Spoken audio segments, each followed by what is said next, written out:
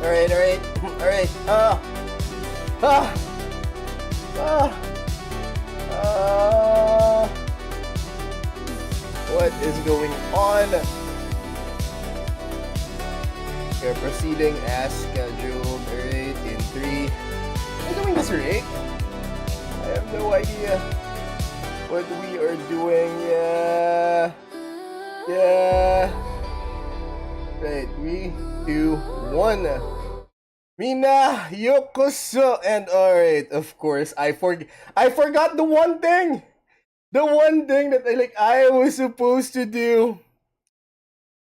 And hold on, I have to do it. It's like why? It's like why? Almost always I forget the one thing that I am supposed to do. Why is it locked this time? Yes, there we go. Ah, there we go. Yeah, it's not it. Hold on. That is not it. Hold on, hold on, hold on. Wait. Wait, where is it? Hmm. Not the only thing I've done today. No, it's not. No, it's not the only thing I've done today. Like why? Hmm. From Miami, Miami. Ah, ah, ah. It's like a curse. I don't know, guys. I'm still pretty sick, to be honest. Um, there's literally blood coming out of my ears, and I mean, it's happened before. Although now, it just plain my head just plain hurts. And yeah, I mean, that's just the way life goes for me right now. Although, we have something to look forward to. We're playing Pragmata tomorrow. Hold on, hold on. Why? It's like everything so out of plan. Hold on, huh? Yeah, we're here.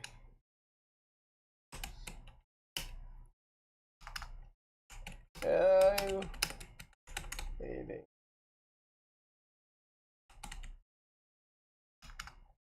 Uh, uh,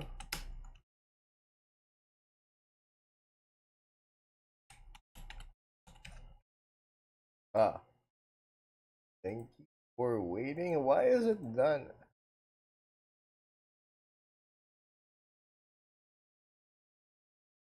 Miami. Oh.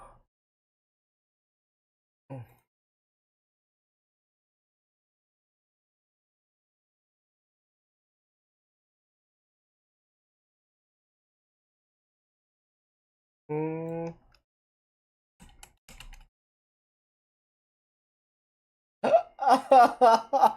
It's like the hits just keep on coming. It's as if I wasn't prepared for this, which I wasn't, by the way, because like a few minutes ago I was just like passed out, reeling from the pain in my like left ear because it's bleeding and everything. Blood's coming out. Apparently it was explained to me, like the doctor said that oh, it's because your nasal passages are clogged right now. So when you try to breathe, when you blow your nose a little bit too hard, air is trying to come out, and the least path of resistance is your ear, as your left ear. So there it is. Blood's coming out. So yeah.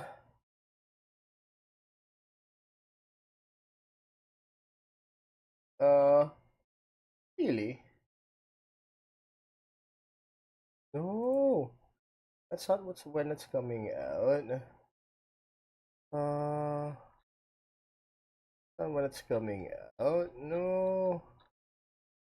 Wait, I have like 2 tables for schedules? That's a bit. I mean, I've always wondered why. Oh, I made a copy out of it. It makes sense now. But where did it go? Miami, Miami. Ah, uh-huh. Yeah, there we go. That should finalize it. But anyways,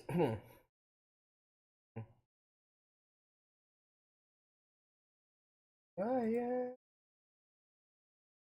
Ah, no. Uh, no.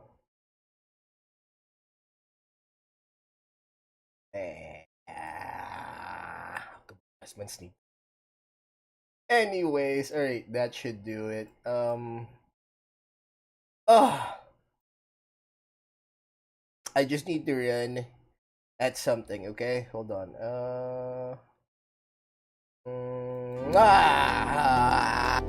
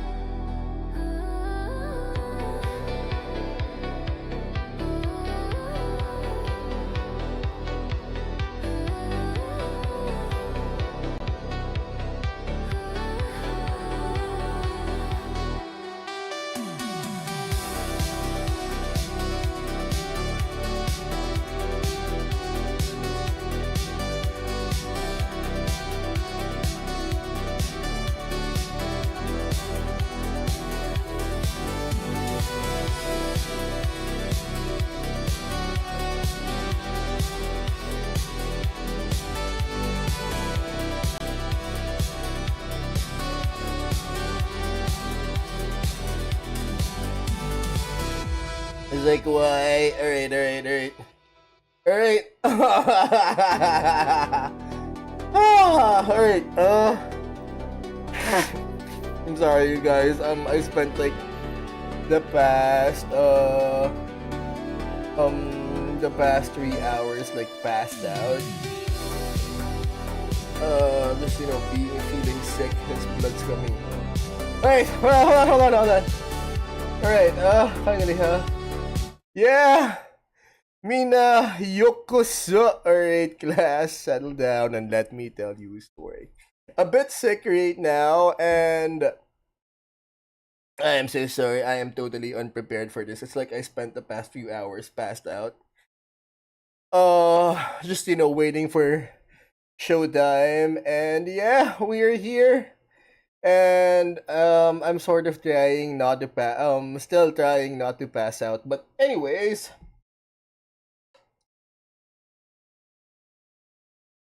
I'm sorry, it's the only thing like keeping me propped up right now is tea with honey, cinnamon. No, not honey. Not honey. Just cinnamon and stuff. Tea with milk, cinnamon, and well, stevia, one of those non-calorie sweeteners that people who can that old people use. But anyways, uh, and I can still feel the blood coming out of my ears. But anyways, bit of a change of plans for this particular week because I found out I have work on the coming weekend, and yeah, will not be able to like make it this weekend to do Pragmata. So we're gonna do a bit of a mini marathon. So for Tuesdays, Wednesdays, and Thursdays, Tuesdays and Thursdays we're usually off because it gives me time every other day to actually rest my voice and stuff. But no, for this particular week, we are going out. We are going all out on Pragmata, or Single Dad Simulator in space. And yeah, but for tonight, in space, and see what it's all about. But yeah, for tonight, we're going as planned, and see what it's all about. Right. 3, 2, 1. Oh, and again, thank you for the likes, you guys, and subscribe. Sigmar, the Emperor, and the good Lord knows we need it. Okay. Here we go. There we go. Yes. The many wars for Armageddon, Warhammer 40k lore. I wanted to check this one out for the simple reason that about 2 weeks back, we covered the video about the return of old Bale Eye. I mean, for that particular one, I believe it's the orcs' fault. I mean, they imagine it and then it happens. So to them, Bale Eye is still alive. And since the new Armageddon campaign is out, I mean, they have been letting out a lot of campaigns recently. Last year it was the Horus Heresy. The linchpin for the campaign is what was the name? Isvan, right? The drop site. There was a drop site massacre, and then there was the 500 Worlds, which was right after Space Marine 2. Titus named as Titus being confirmed as the son of son of Gilliman. And now we recently had or covered a video of the trailer for the Armageddon campaign featuring Old Bale Eye, the return of Old Bale Eye. So anyways, I thought might as well do a recap as to what exactly happened in Armageddon, because last time we discussed it with anyone. I mean, with the way the state of the planet is going, it is nothing more than a piece of rubble at this point in time. However, nothing more will grow out of it, nothing more will come from it other than its own strategic value. So yeah, might as well do a recap as to what exactly happened to Armageddon, or how it turned out the way it is right now with the new campaign coming out. Did it already come out? Because there was this fiasco regarding the 11th edition Femstodes, but it's beside the point. We're focusing on Old Bale Eye right now and Armageddon. So yeah, why don't we check it out? The many wars for Armageddon. We've got Arbitrator Ian, and here we go. And again, you guys, thank you for the likes and subscribe. Emperor knows we need it. Right? Hi gang, Armageddon is once again in the spotlight of Warhammer 40k, the focus of the latest narrative campaign. There we go. But Armageddon is a world that suffered numerous giant and well-publicized campaigns, and more than a few I refuse to believe there is anything green left inside on that planet that are far less well known. So let's look back through the cobwebs of Warhammer lore and summarize the many wars for Armageddon.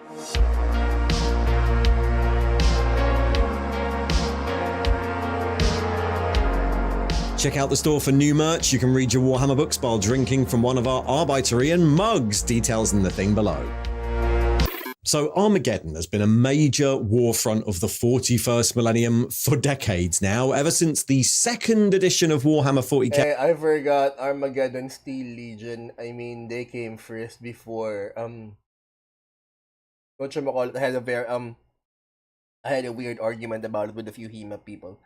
That the Armageddon Steel people came before the Death Corps.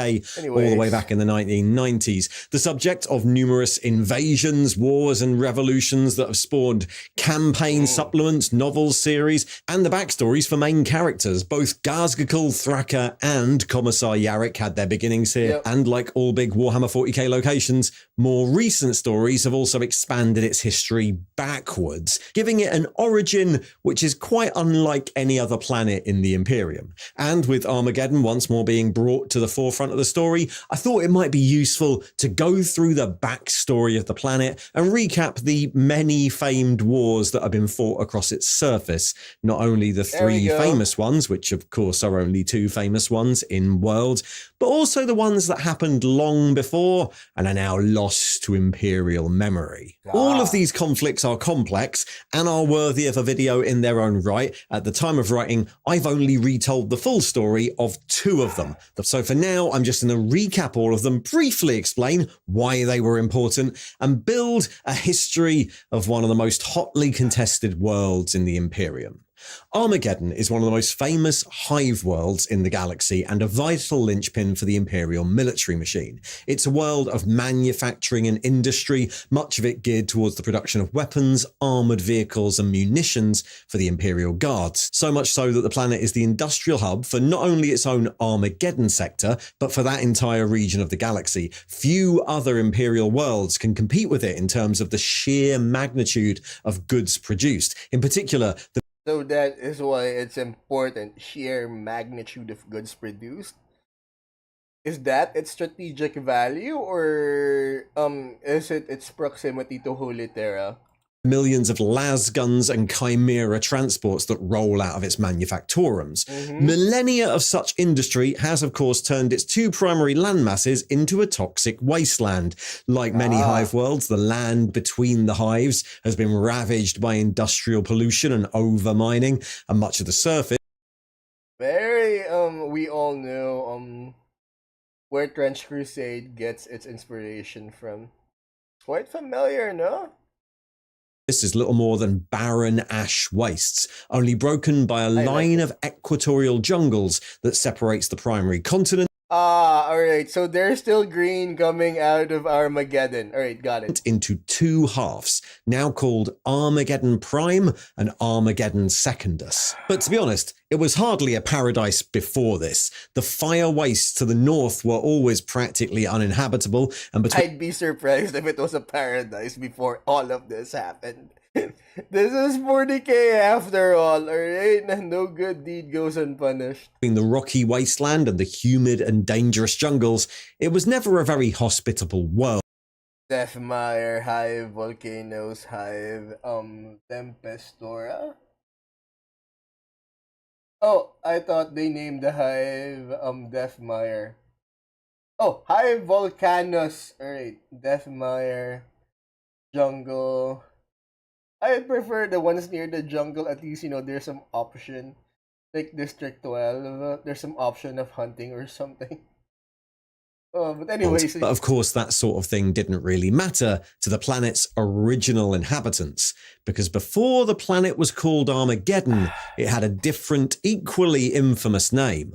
Ullanor, the home of one of the largest orc empires of the Great Crusade. At the time of the Great Crusade, the world of Ullanor lay to the north of the Segmentum Tempestus and was the center of one of the greatest orc empires in the galaxy. Orcs have been a consistent threat to the rest of the galaxy. I've never made that connection, but hold on, let me Google it.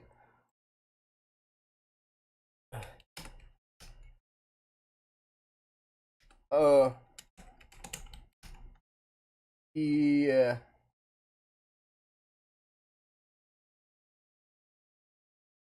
The Triumph of Ullanor. Oh my god. Alright. I never knew that. That that during the Great Crusade that Armageddon is Olanor, triumph at Olanor. Okay. So I never knew that. I never made that connection because this is the first time I've been told of it. Galaxy for Anyways, something millions new. of years. And when the Age of Strife ended and the warp storms that plagued galactic travel came down, they'd been quick to expand, almost as quick as the Imperium, forming new Wars and Orky empires that resisted the expansion of the new Imperium of Man at every turn. The greatest of these was the Empire of Urlak-Urg, centered on the world of Olanor Prime in the Olanor system, the largest Orc empire thus encountered by humanity, and near the end of the Great Crusade, with many other alien threats exterminated and the conquest of the galaxy almost done, the Emperor brought his armies to it. The Olanor campaign was incredibly famous, considered a pivotal point of the late Great Crusade. I mean, in Horus Racing, Garviel Loken couldn't shut up about it. I mean, he like, for a man of very few words, when he was talking to the Remembrancer, it is all he ever talked about, if I remember correctly. The Lunar Wolves, White Scars, and Ultramarine legions led a massed assault on the Empire, with overall command given to Horus Lupercal of the Lunar Wolves, who made great use of his famous spear tip strategy. 100,000 Astartes, leading a force of over 8 million army soldiers, delivered aboard 600 Imperial starships. But greater than all of that, it was the last time the Emperor himself took to the field of battle. He fought across the campaign, fighting back-to-back with Horus during the climactic final battle, during which Horus saved the Emperor's life and then led his Justarin to the top of the great Tower of Olanor, where he slew the Orc Overlord in single combat. The death of Urlak-Urg spelled the end for his empire, which devolved into a series of petty... See, I never knew that Armageddon is or was Olanor. I never made that connection because, that's all Garvey and Logan ever talked about, and I thought it was just some passage I needed to go through when I was reading that particular book. But then again, you guys, I've found, in terms of entertainment value, I've found that Warhammer fantasy literature is straight ahead or superior to 40k ones.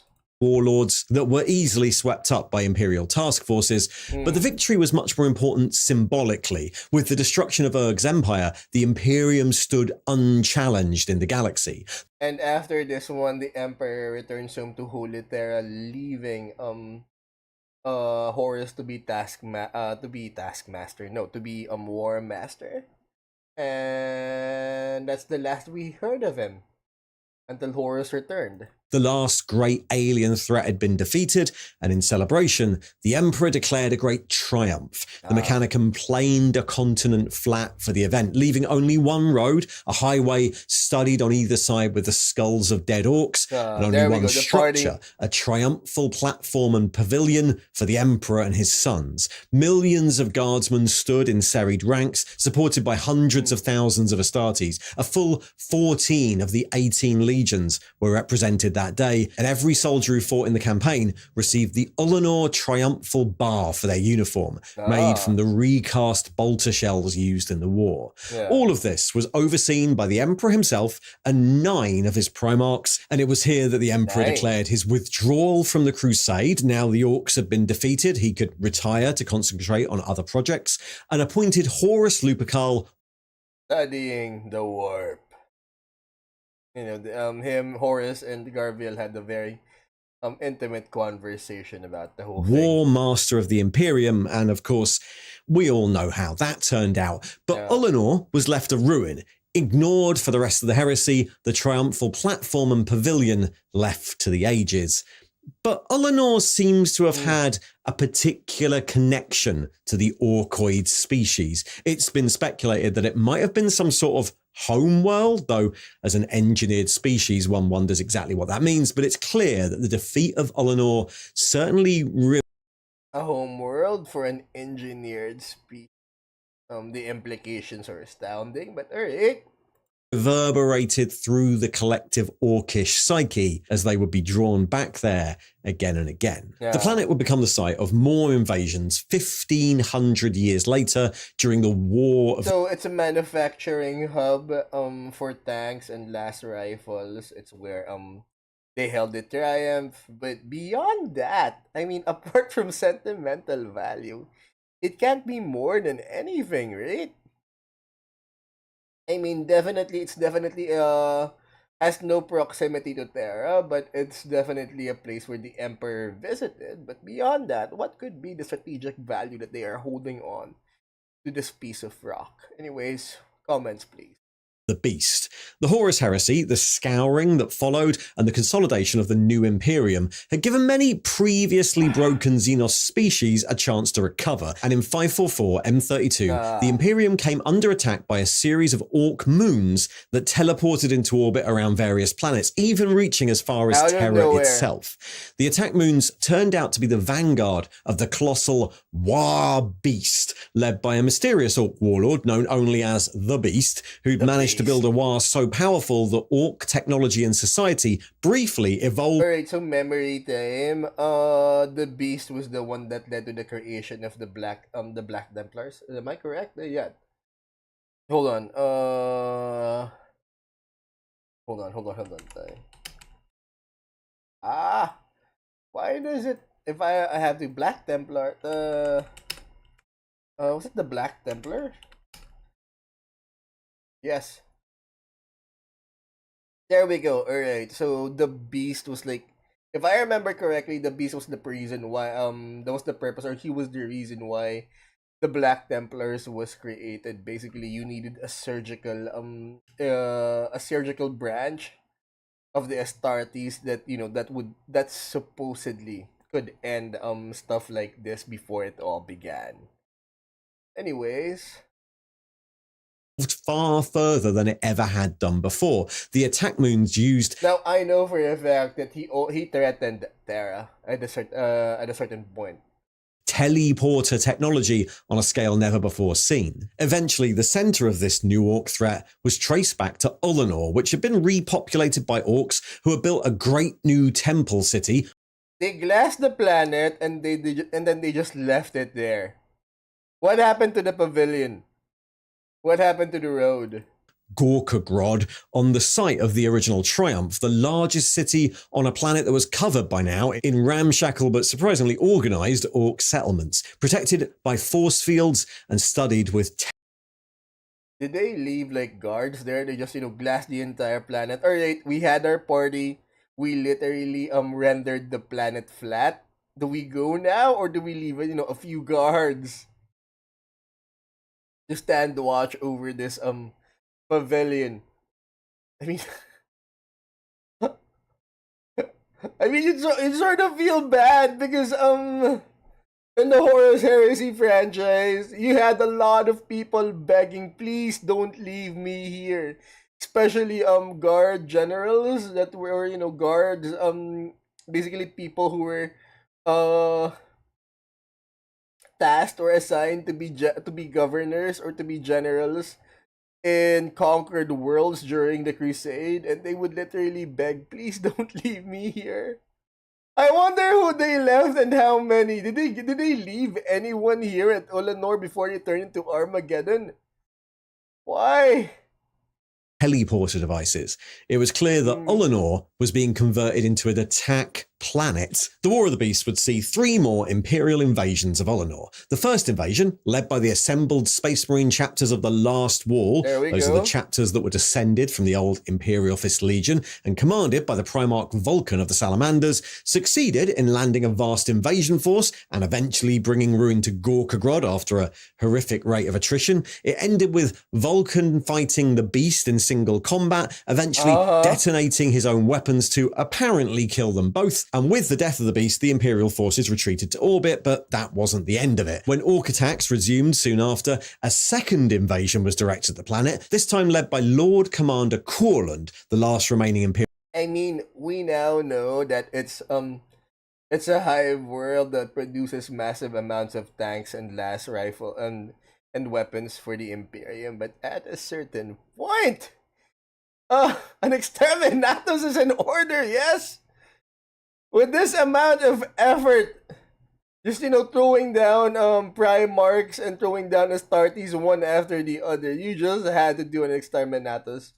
Like, literally just blow the planet out of its orbit or something. Imperial Fist and assisted by the newly recovered Sisters of Silence. Ah. But the second invasion ended in disaster when it was discovered that there was not just another replacement beast, but in fact 6 giant prime orc-sized beasts controlling the War. Corland was killed in the invasion and the Imperial forces routed.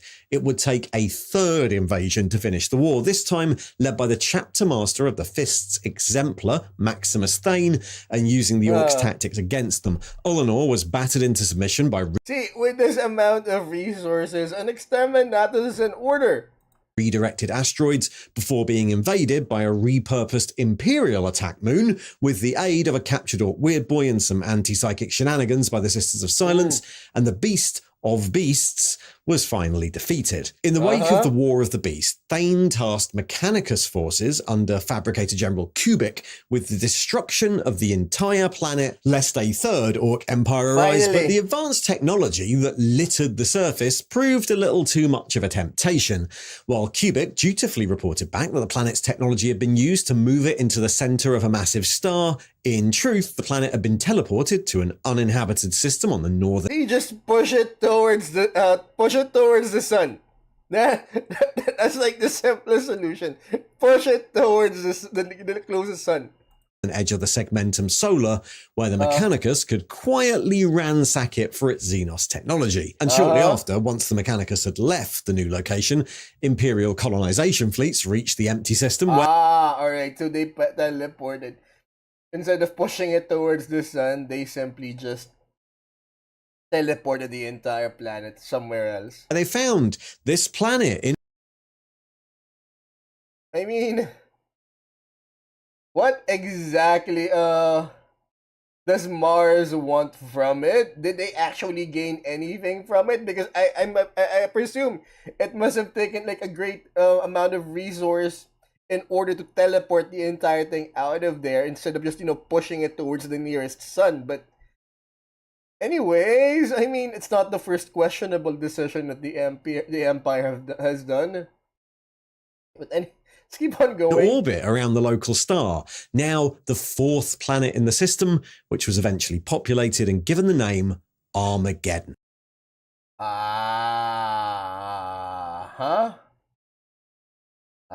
Armageddon 4, or merely Armageddon, would eventually grow into the hive world of the 41st millennium. That's what they did. That's how Olenor turned into Armageddon. Wonder how Garaviel Loken would feel about this whole thing. But anyways, thousands of years of industry and construction weathering away any trace of its ancient origins.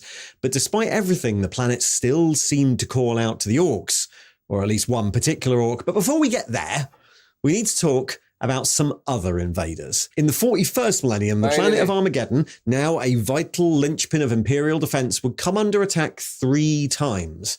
But the first... So now, apart from sentimental value, where the emperors withdrew from the Crusade, Olenor wasn't important in terms of strategic value. I mean, the last time, apart from sentimental value, where the last time where the emperor showed himself outside of Terra. But the thing is, it didn't become strategically important until they placed it there, until they transformed Olenor into Armageddon. Alright, understood. First war for Armageddon is all but unknown to Imperial records because its invaders were not orcs at all, but the demonic forces of chaos under the demon Primarch. So we're definitely far into 40k now. This is we're no longer 30k, alright? The Crusade has ended. The Horus has done his heresy, and we are now looking at the lost sons of the Emperor going against him. The Emperor's ass is firmly seated on the throne. Alright. Of Khorne Angron. On 444 M41, the Armageddon augurs detected a vast warp surge on the system's edge as a massive space hulk broke from the warp. By this point, the planet was a well-populated hive world, its productive area split between the two halves of its main landmass, Armageddon Prime and Armageddon Secundus. The hives were fortified and well defended by the famed mechanized infantry of the Armageddon Steel Legion, and the system itself had orbital defenses and its own small picket fleet operating out of the naval facility at St. John's Dock. But that wouldn't be enough to stop what had appeared. The demon Primarch Angron, uniting his forces on a scale not seen since their sundering at Scalathrax, had boarded the Hulk Devourer of Stars, and with warp storms building in the local area, it had been thrown out at Armageddon, surrounded by swarms of twisted demon vessels. The Khornate forces battered their way through the defences, quickly overwhelming Armageddon Prime as various cults arose across its hives, and were only... I refuse to believe that after all of this, there are still trees in Armageddon. I refuse to believe that anything still grows from that planet. Stopped when a lull in the warp storms, caused partly by Angron's forces pausing to build shrines to Khorne, allowed the Space Wolves to reach the planet under the command of their newly elevated Great Wolf, Logan and Grimnar. And Grimnar called in even more reinforcements, leading to a deployment of Grey Knights and Inquisitors arriving in orbit. I have an entire video on the details of the war here, but in short, Grimnar was able to rally the defenders. We should check that one out when we have time.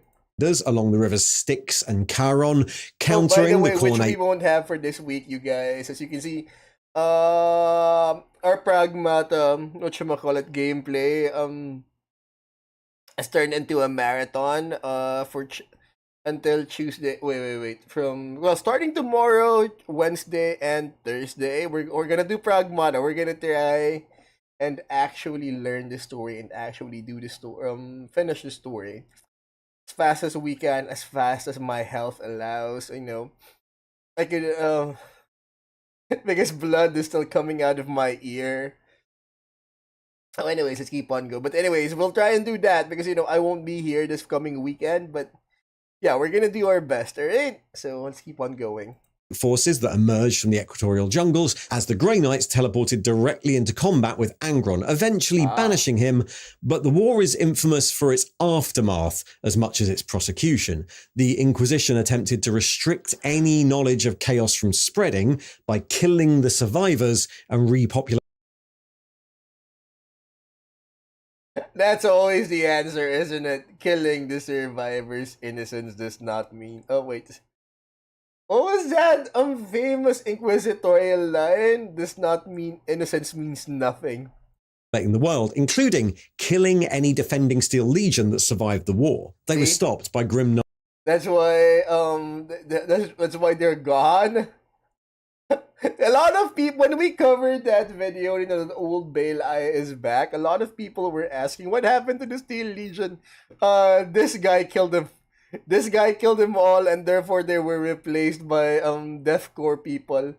And the Space Wolves, who considered this grossly dishonourable and interposed their fleet, allowing the surviving guard transports to escape. What followed was a period known as the Months of Shame, as the Grey Knights attempted to hunt down the survivors and the Space Wolves attempted to protect them. The whole affair came dangerously close to civil war and was only stopped when Grimnar killed not only a number of senior Grey Knights, but definitely a shameful month for everyone.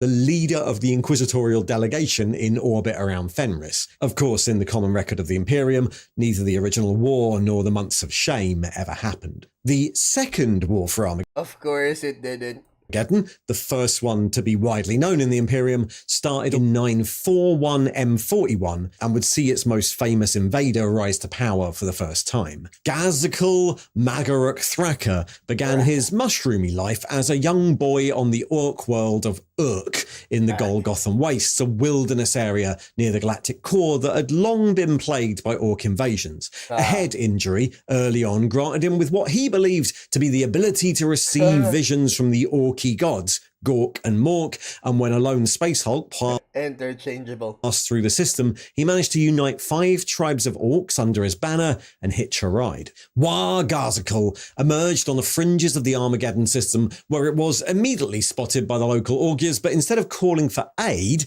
the governor of Armageddon at the time, Hermann von Straub, insisted that this wasn't an issue. He refused to broadcast any distress signals or any calls for aid, not only unwilling to admit that his... Now it becomes 40k typical. Corruption mixed in with incompetence. Why risk Dakota?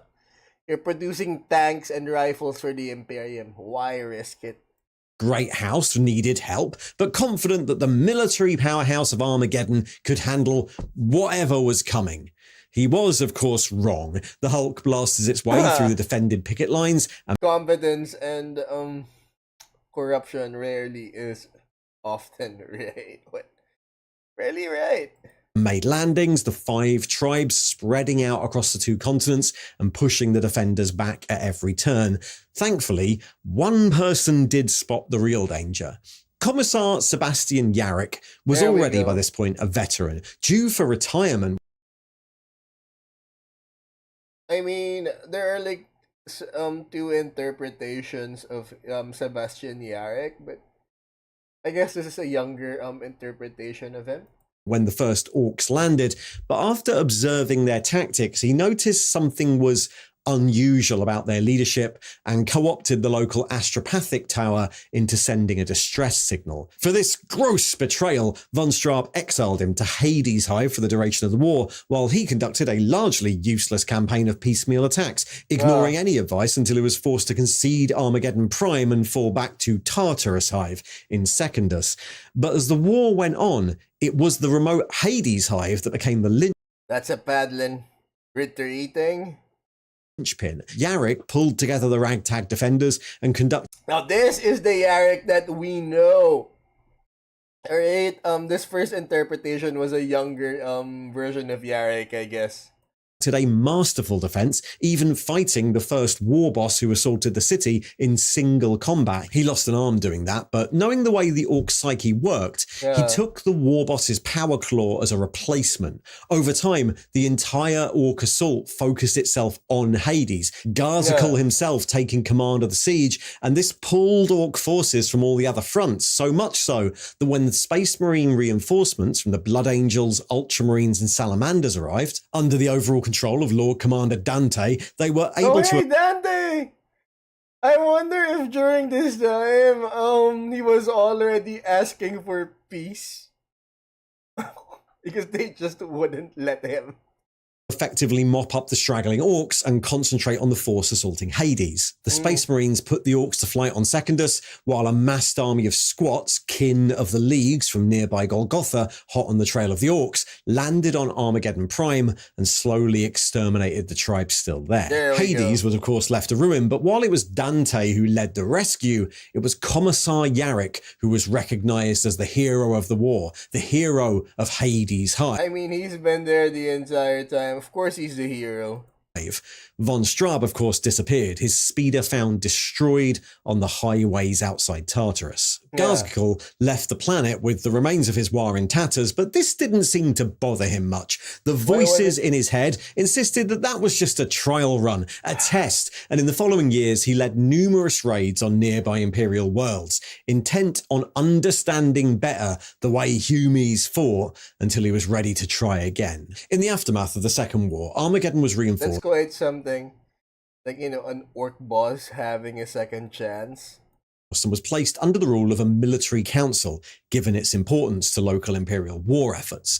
These reinforcements would, of course, be tested 57 years later, when Garzacle returned in command of a vast orc fleet. He'd led a destructive path through nearby sectors for decades, invading the world of Piscina 4 and then moving on to the squat-held world of Golgotha in an alliance with the Bad Moon war boss, Nazdreg Ud-Urgrub. In fact, on Golgotha, he managed to capture his pursuer, Yarrick, torturing him before eventually letting him go, since he wanted to... Because he fought too well, alright? Wa is the most important thing, and why would you kill off the most important resource of Wa? which is Commissar Yarrick himself. Huh. I mean, the game would definitely be less fun without them.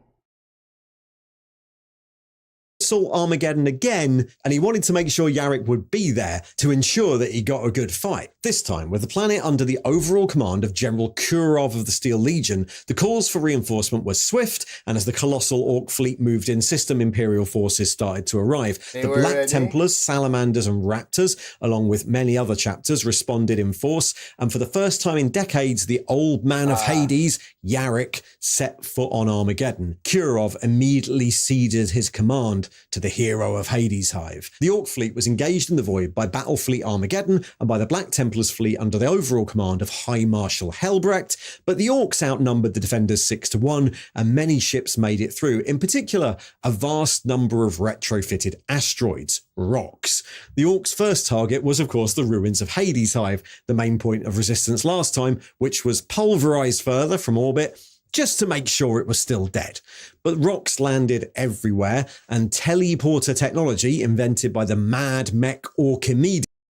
Oh, yeah, again, I don't believe that trees still grow in Armageddon after all of this, after everything.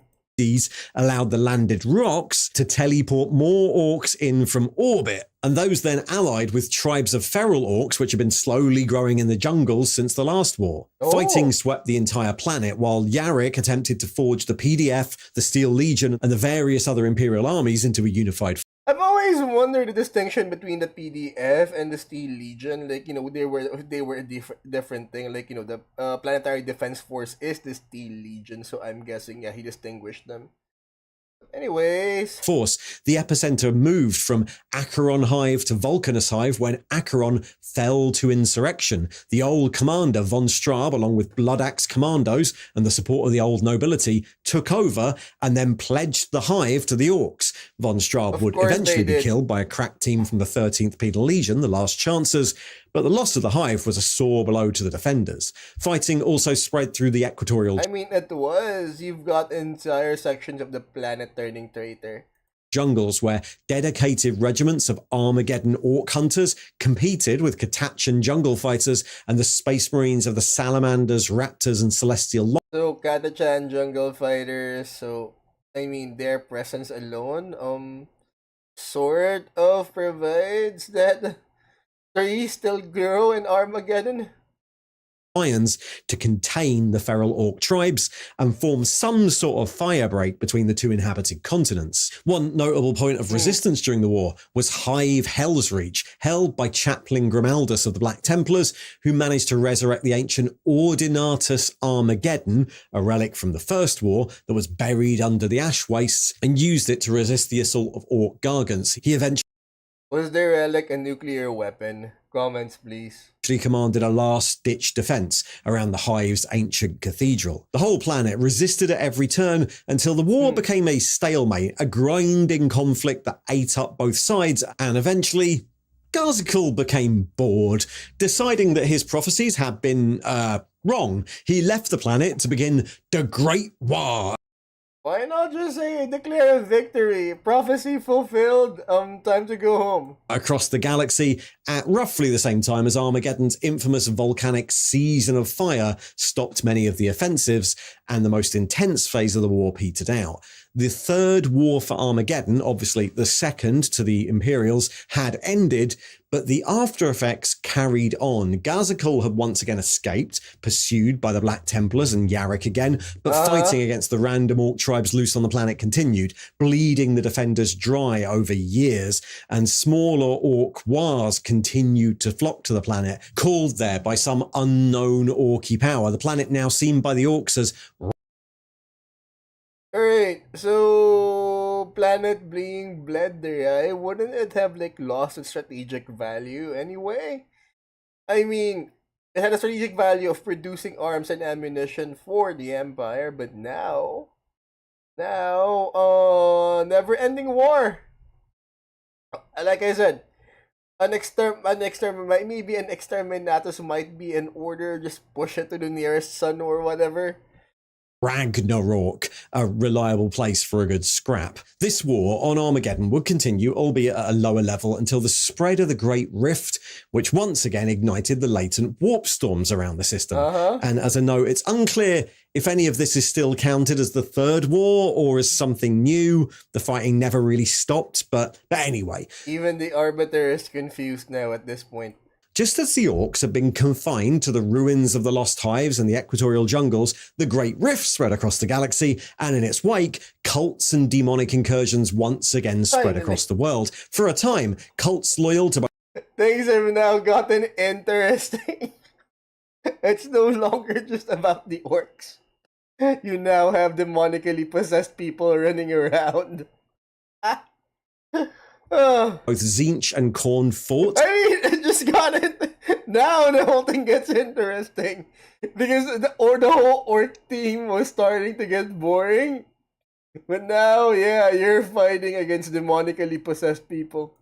And the whole system and nearby worlds were riddled with warp magic and violent chaos renegades. It was said that half of Armageddon was transformed into a demon world for at least a time, which might have been hyperbole, but eventually it seems that Khorne took the lead as the early era Indomitus saw a fresh assault by Angron. During the Season of Blood, chaos cults, originally spurred on by a demagogue who arose against the Orc Hunter detachments, succeeded in reactivating chaos shrines along the Fire Coast and in the deep jungles, and raising considerable support amongst the local PDF. When Hive Thoradis fell to the heretics, the commander of the defending Steel Legion sabotaged the Hive's power cores to deny it to the enemy, causing so much destruction that the most prominent chaos shrine, the Red Angel's Gate, swelled and opened, and Angron was drawn back to the planet at the head of a vast World Eater's armada. He was contested by strike forces from the Black Templars and Grey Knights, both of whom had defended Armageddon before, though in different wars, as well as a mass deployment of Krieg guardsmen.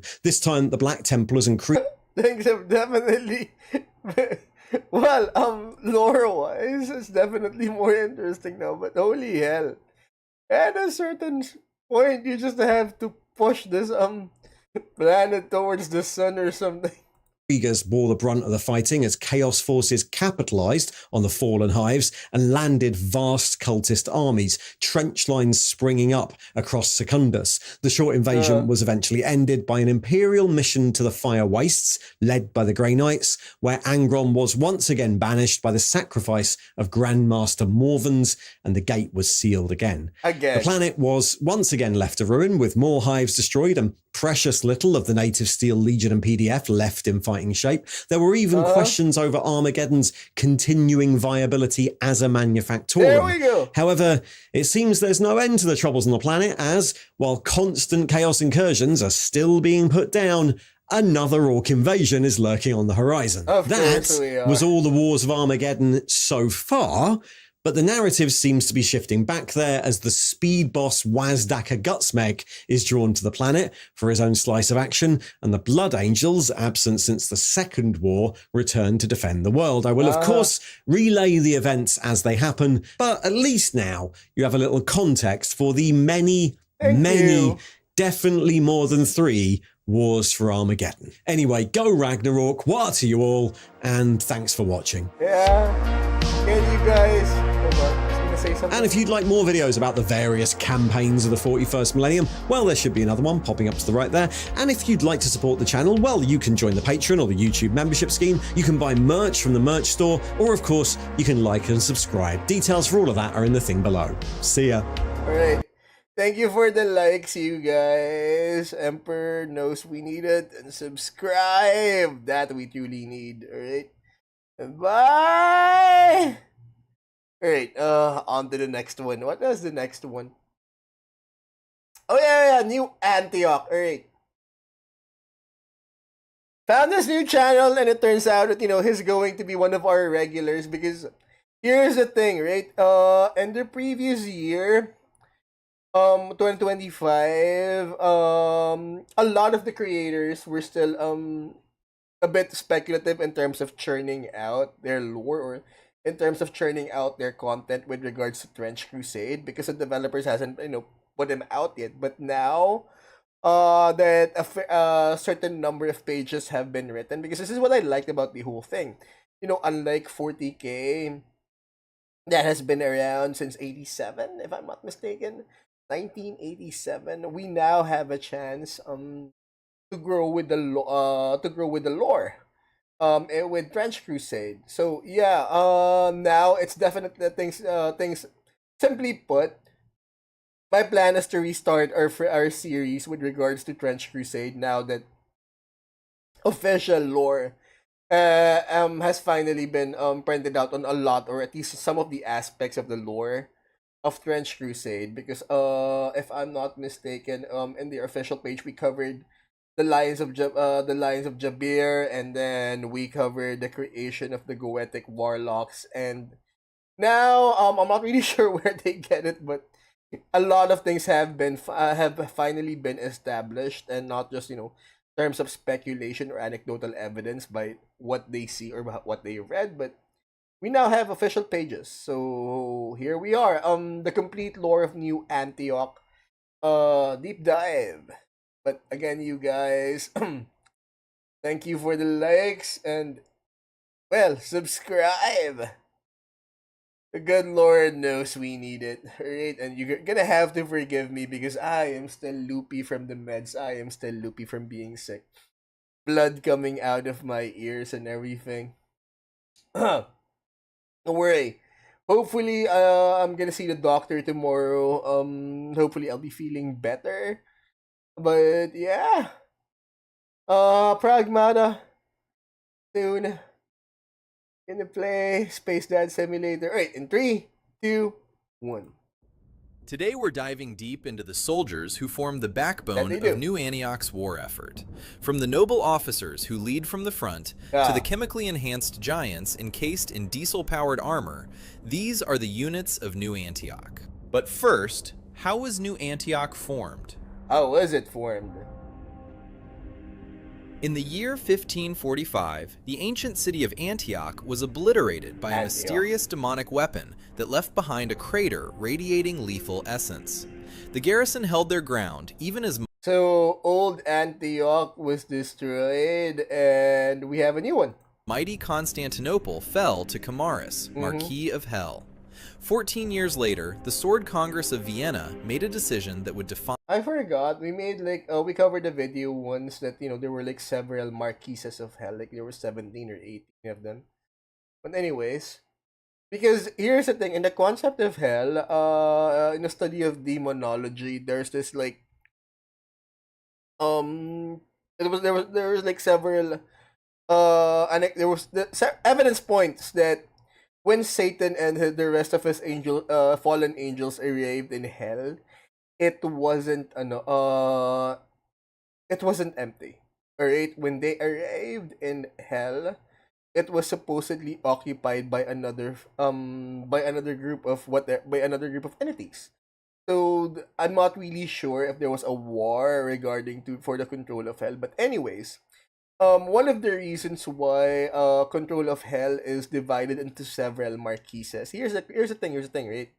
Why it's considered that hell was not, and one of the reasons why hell was considered not to be empty when they got there, because the mark means a march, or a certain number of a marquee means the count of a borderland. Alright, so the concept is quite military in nature. Basically, that count is there to guard that piece of the border. So the question is, why does hell have a border, and what lies beyond it? And what exactly are they guarding against? Anyways, just a bit of interesting lore slash trivia in terms of when it comes to demonology. Because I remember during the time in the house at midnight, we ran into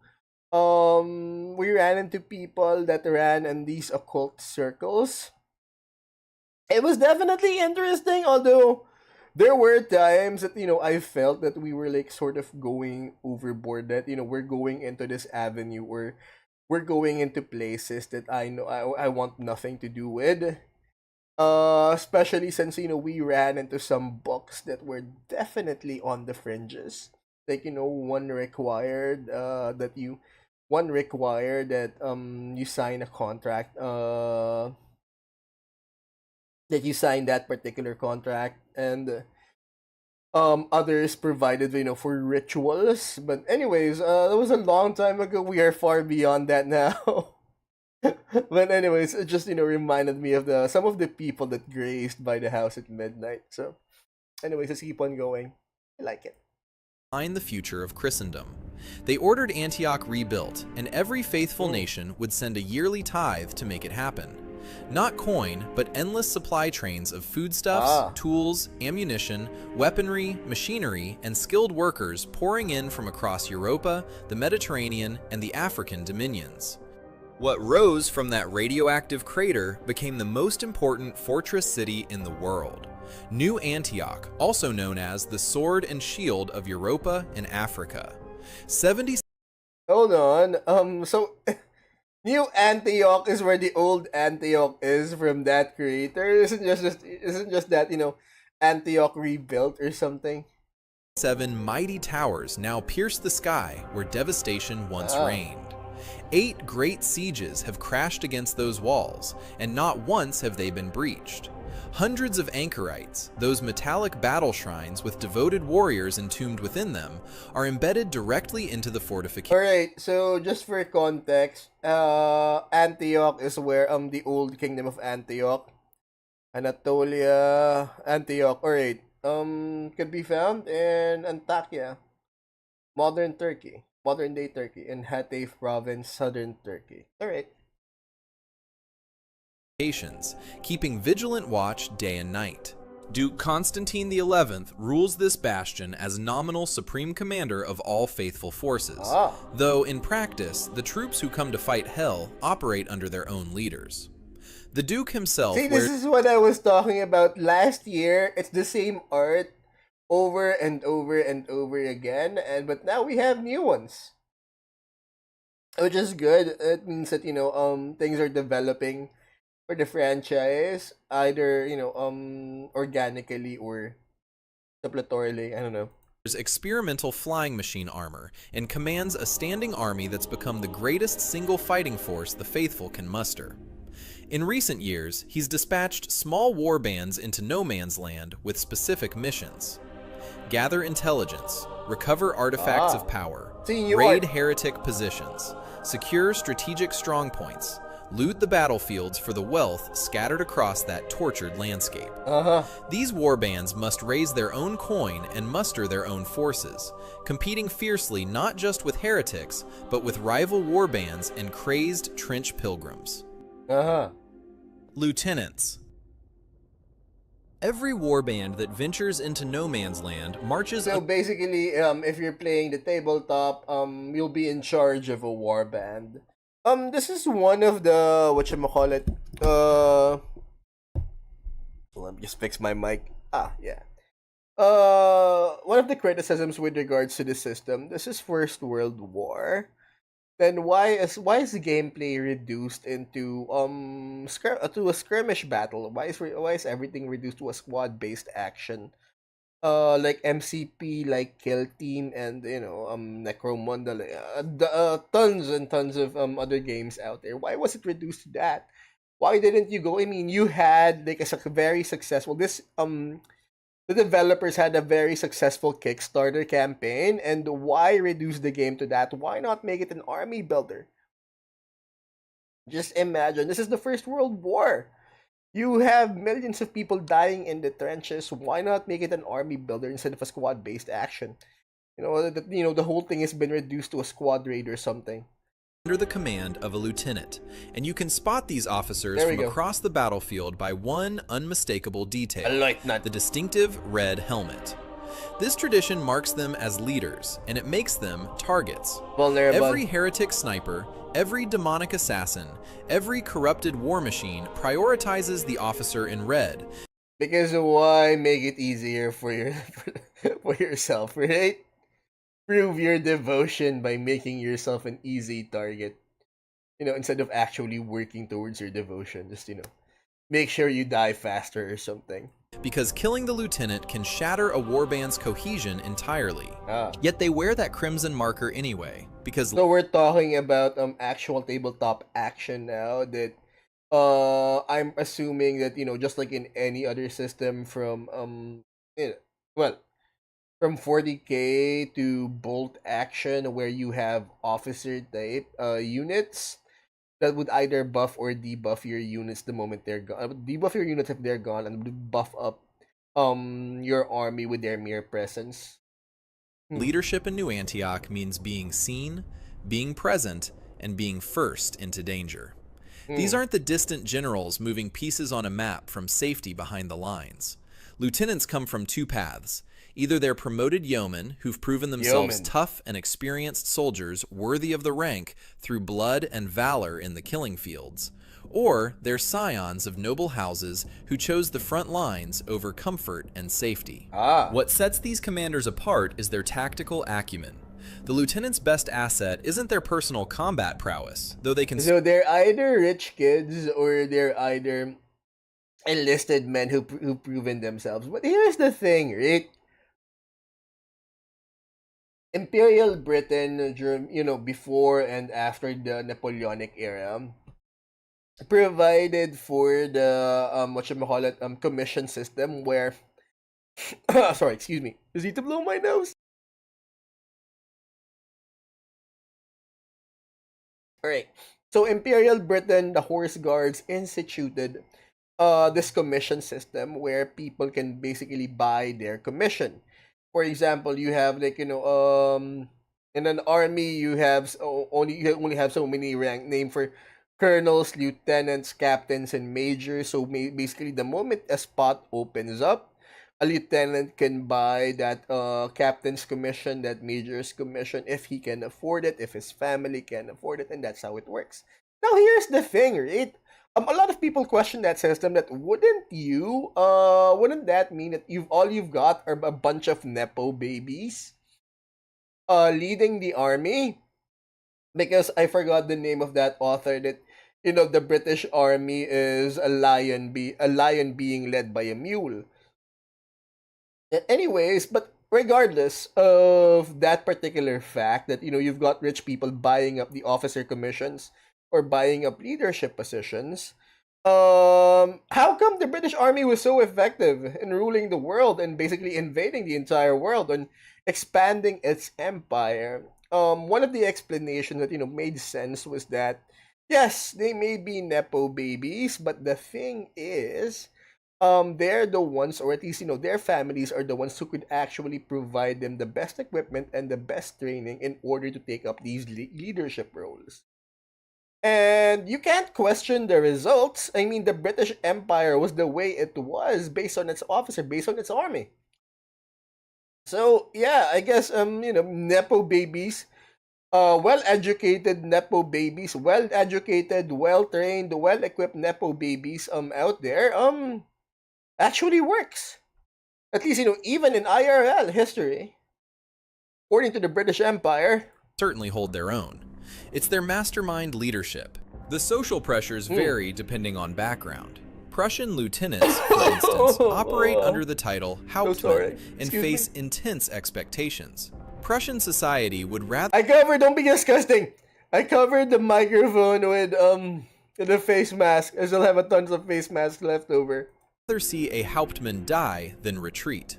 Leaders like Frau Frederica von Goltz, who earned her place at the head of the 6th Gardecorps through skill rather than gender or heritage alone, carry these burdens while simultaneously proving skeptics wrong.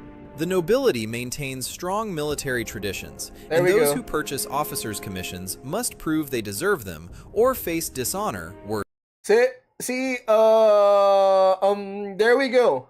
They will face dishonor. You've got a bunch of nepo babies on the lead, well-trained, well-provisioned, well-educated. And here's the thing, right? In the British Army, they had the system of tarring, the white feather. There was a film. Jude Law. Was it Jude Law?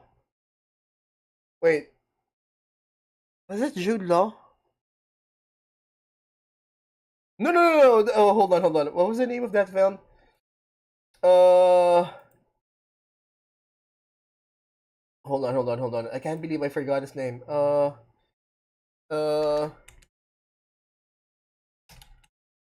Heath Ledger, not Jude Law. Why did I say Jude Law? Right. One of Heath Ledger's earlier films was titled The White Feather. It was a remake. Basically, he refused to go to war in Afghanistan or something during Imperial Britain, and he was presented with a white feather, which is basically the mark of a coward. And during the Napoleonic era, even before and after, there was the tradition of tarring, that if an officer was so incompetent that he failed, or if he's shown cowardice, he will be tarred and feathered. So they will pour hot tar on him and they will douse him with feathers, showing that he's a chicken or something. Worse than death. The lieutenants know every soldier under their command by name. They know which ones are steady under fire. It's a squad-based action. There's only like, what, 8 to 12 units on the board? Of course you'd know them by name. I even know my units by name. And I've got at least 12 times. Never mind. Right, okay, fine. I don't know the count, but I know them by name, and I've got more than 12 minis on the board. Wait, do you guys name your minis? I mean, at least the nameless ones. Because when you play heroes, it's fine. You play officers, it's fine. But do you name your individual minis? But anyways, comments please. And which ones need a firm hand to keep them from panicking. In return, the soldiers develop loyalty that borders on fanatical devotion to officers who prove they'll share every danger and every hardship right alongside them. Here's the thing, fanatical devotion, right alongside them. So I'm guessing he is going to be a buffer. His presence will basically buff up your units during gameplay. Because Bernard Cornwell, author of the Viking series, Uffred of Babenberg franchise, and then the Sharp franchise, the one with Sean Bean, he had a very he had a very realistic portrayal of these soldiers working under these officers. That either they like him or they hate him, or it's just meh, part of the job. But yeah, it's gonna be something. Check out that author, by the way, guys.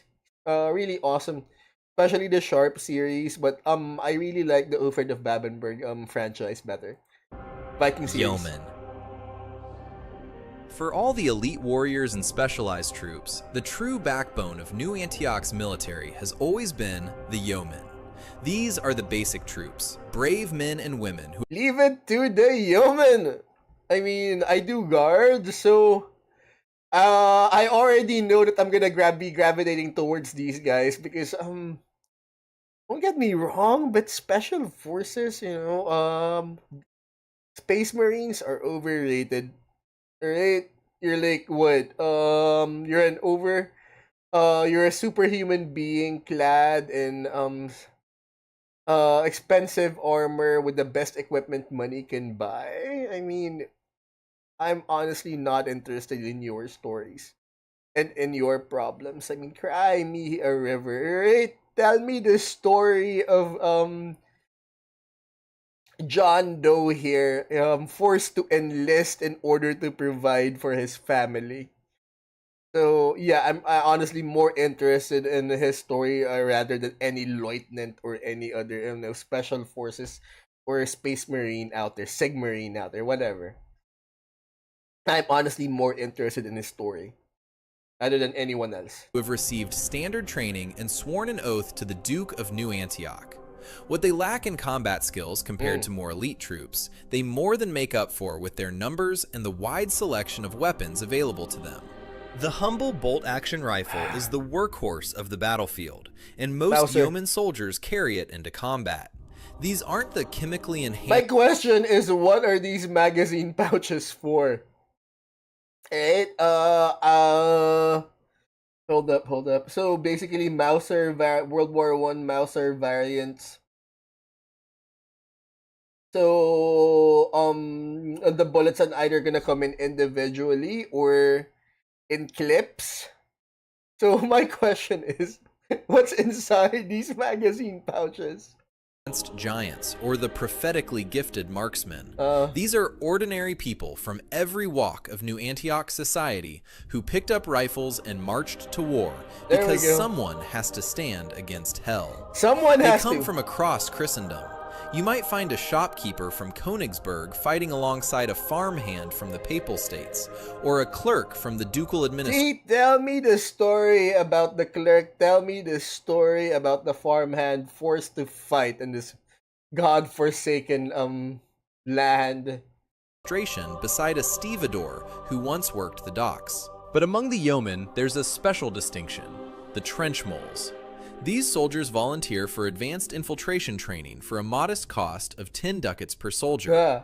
Up to 2 yeomen in a warband can receive this upgrade, and when the warband reaches 1,000 ducats in total cost, a third can be trained. Oh, alright. So that's how unit cost is going to be calculated. Because in your other systems, unit cost, there's basically unit cost equals unit points. So calculation is going to come in ducats. So that's something. At least I like this video. We're actually gaining some insight as to how tabletop is being played, how the units is going to work. Because this wasn't available last year, where everyone was speculating as to how everything was gonna work. Because it has yet, most of it was yet to be written, most of it was yet to be released. So unit points is gonna come in ducats that you're gonna be buying. Basically, you're gonna be earning, or at least you're gonna be unit count is gonna be based on the money that you have in order to hire and supply these soldiers in ducats. All right, like it. Like this video, like this creator, like this author. Trench moles gain the infiltrator keyword, meaning they're deployed ahead of the main force, moving silently through the nightmare landscape of no man's land to scout enemy positions, set up ambushes. So basically, you're gonna be working with the lieutenant and an infiltrator squad. Like I said, for me, it's a missed opportunity that they didn't turn this into an army builder, despite having a successful Kickstarter campaign. But yeah, if all goes well, if everything goes well, who knows? In the future, we might see a big trench crusade, like how Big Hammer, like other people say it. But anyways, and generally cause havoc behind enemy lines. There's a character that exemplifies the yeoman spirit. Yeoman Kleine Hans Plamen of the 6th Garde Corps earned his nickname, meaning little, for his lean physique. But there's nothing small about his character. So no illustrations yet for Kleine Hans Yeoman or something? Even in the supporting role of a yeoman, Kleine Hans's personality is eccentric and electric, infectious in his piety and uncompromising belief in his regiment's ability. He's been given the ceremonial responsibility of carrying the regimental glockenspiel, ringing out staccato metallic rhythms to maintain the charge of his peers. The rest of his regiment jokes that if Hans weren't so good The glockenspiel is that French horn thing, right? Comments please, because I know for a fact we covered the new Antioch elite troops vanguard thing, but I don't remember seeing the yeoman. musician, he'd make for a great soldier. Combat engineers. There we go. Every army needs specialists who understand the technical side of warfare. And in New Antioch, that role falls to the combat engineers. These soldiers specialize in destroying bunkers. See, now the magazine carrying that Thompson, or that quote-unquote Thompson variant. That magazine pouch finally makes sense. But, I'm guessing this is more of a German variant because of the armor, so we're looking at the Sturm Pioneer version. They're not basic engineers, but they're storm engineers, or basically assault engineers, because of the armor. Because basic engineers alone, their basic combat engineers wouldn't need this amount of armor. But yeah, discovering minefields and building battlefield emplacements.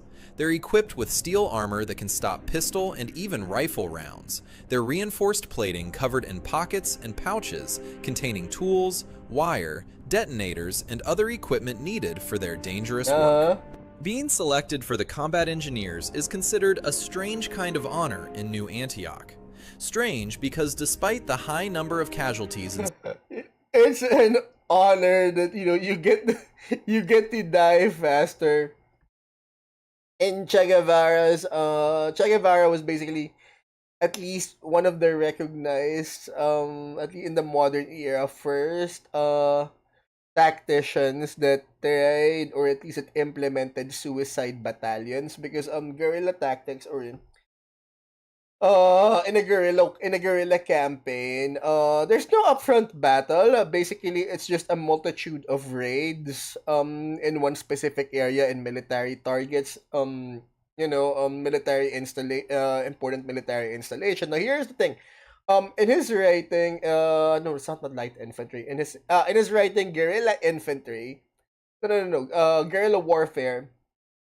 In his book, in that particular book, he touted the use of suicide battalions or suicide units. Now, it's not the way that we understand it now in recent times. Basically, it's not, a guys would strap bombs on their backs or something, or on their chest, and then run towards the enemy. No, they don't do that.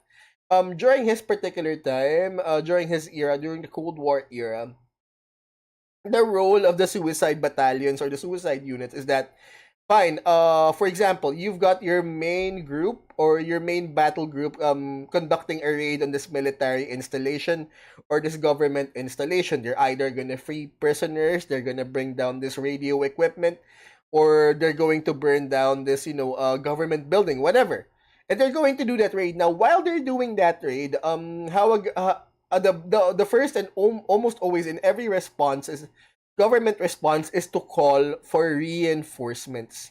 And the job of the suicide battalion or that suicide unit is to basically run or to basically stop those reinforcement in its tracks. They would throw themselves into combat in order to stop the reinforcements, which is basically a larger relief force, until the main force or the main unit has finally met its objective. So basically, their job is to hold on or is to buy time for the main force until they complete their objective, and only then can they pull out. So yeah, a bit of an honor here. What he mentioned is that compared to regular army that gets paid, for guerrillas, the reward is combat, and they considered he provided the patch for these suicide units, and it would always considered to be a badge of honor being a part of the suicide unit. Anyways. Such units, these soldiers consider it an honor to fight and die for New Antioch and the church. The casualty rate for combat engineers is catastrophic, higher than almost any other military specialization. Yet there's never a shortage of volunteers. What drives men to volunteer for such dangerous duty? Maybe that cool ass Thompson. Rather have a Thompson than your basic bolt action Mauser. When they know the odds are stacked against survival. It's the recognition that warfare isn't just about who has the bigger gun. It's about who can use terrain and engineering to their advantage. Combat engineers see their work as essential, not suicidal. Their standard kit includes shovels that serve as versatile tools and weapons, capable of digging trenches, battering down doors, or cracking skulls when the fighting gets desperate. Ergo, Deathcore of Krieg. More importantly, they have access to satchel charges, canvas bags packed with high explosives that can be either placed carefully for maximum structural damage or thrown when circumstances demand immediate action. The sight of a combat engineer running toward an enemy position with a lit satchel charge is one that tends to make even veteran soldiers take cover. When a warband needs to dig in and hold ground, it's the engineers who organize the construction of firing positions, who reinforce. So basically, your sapper unit who would throw satchel charges, or at least you got limited amount of explosives. weak points in existing fortifications and who set up defensive obstacles. Now here's something, right? In Civ, you have your builder units, and one of the generals or one of the commanders can literally build infrastructure.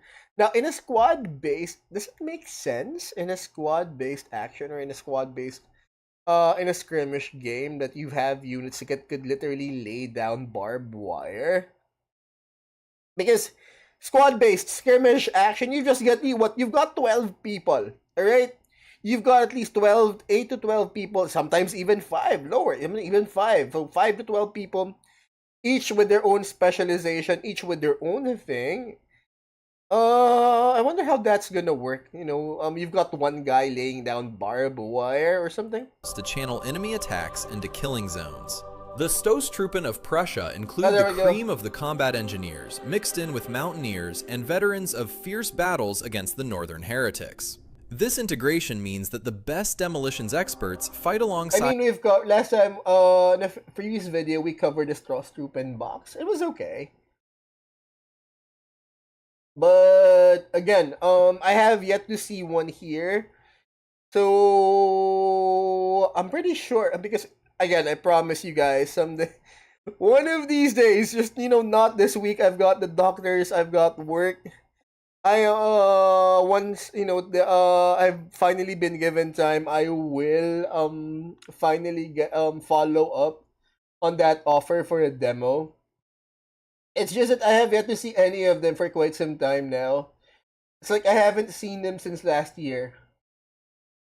I even see them in the time because I remember receiving the invitation for the demo like early 2025, and I said yes. I just need to clear up my schedule, and then I haven't seen them ever since then.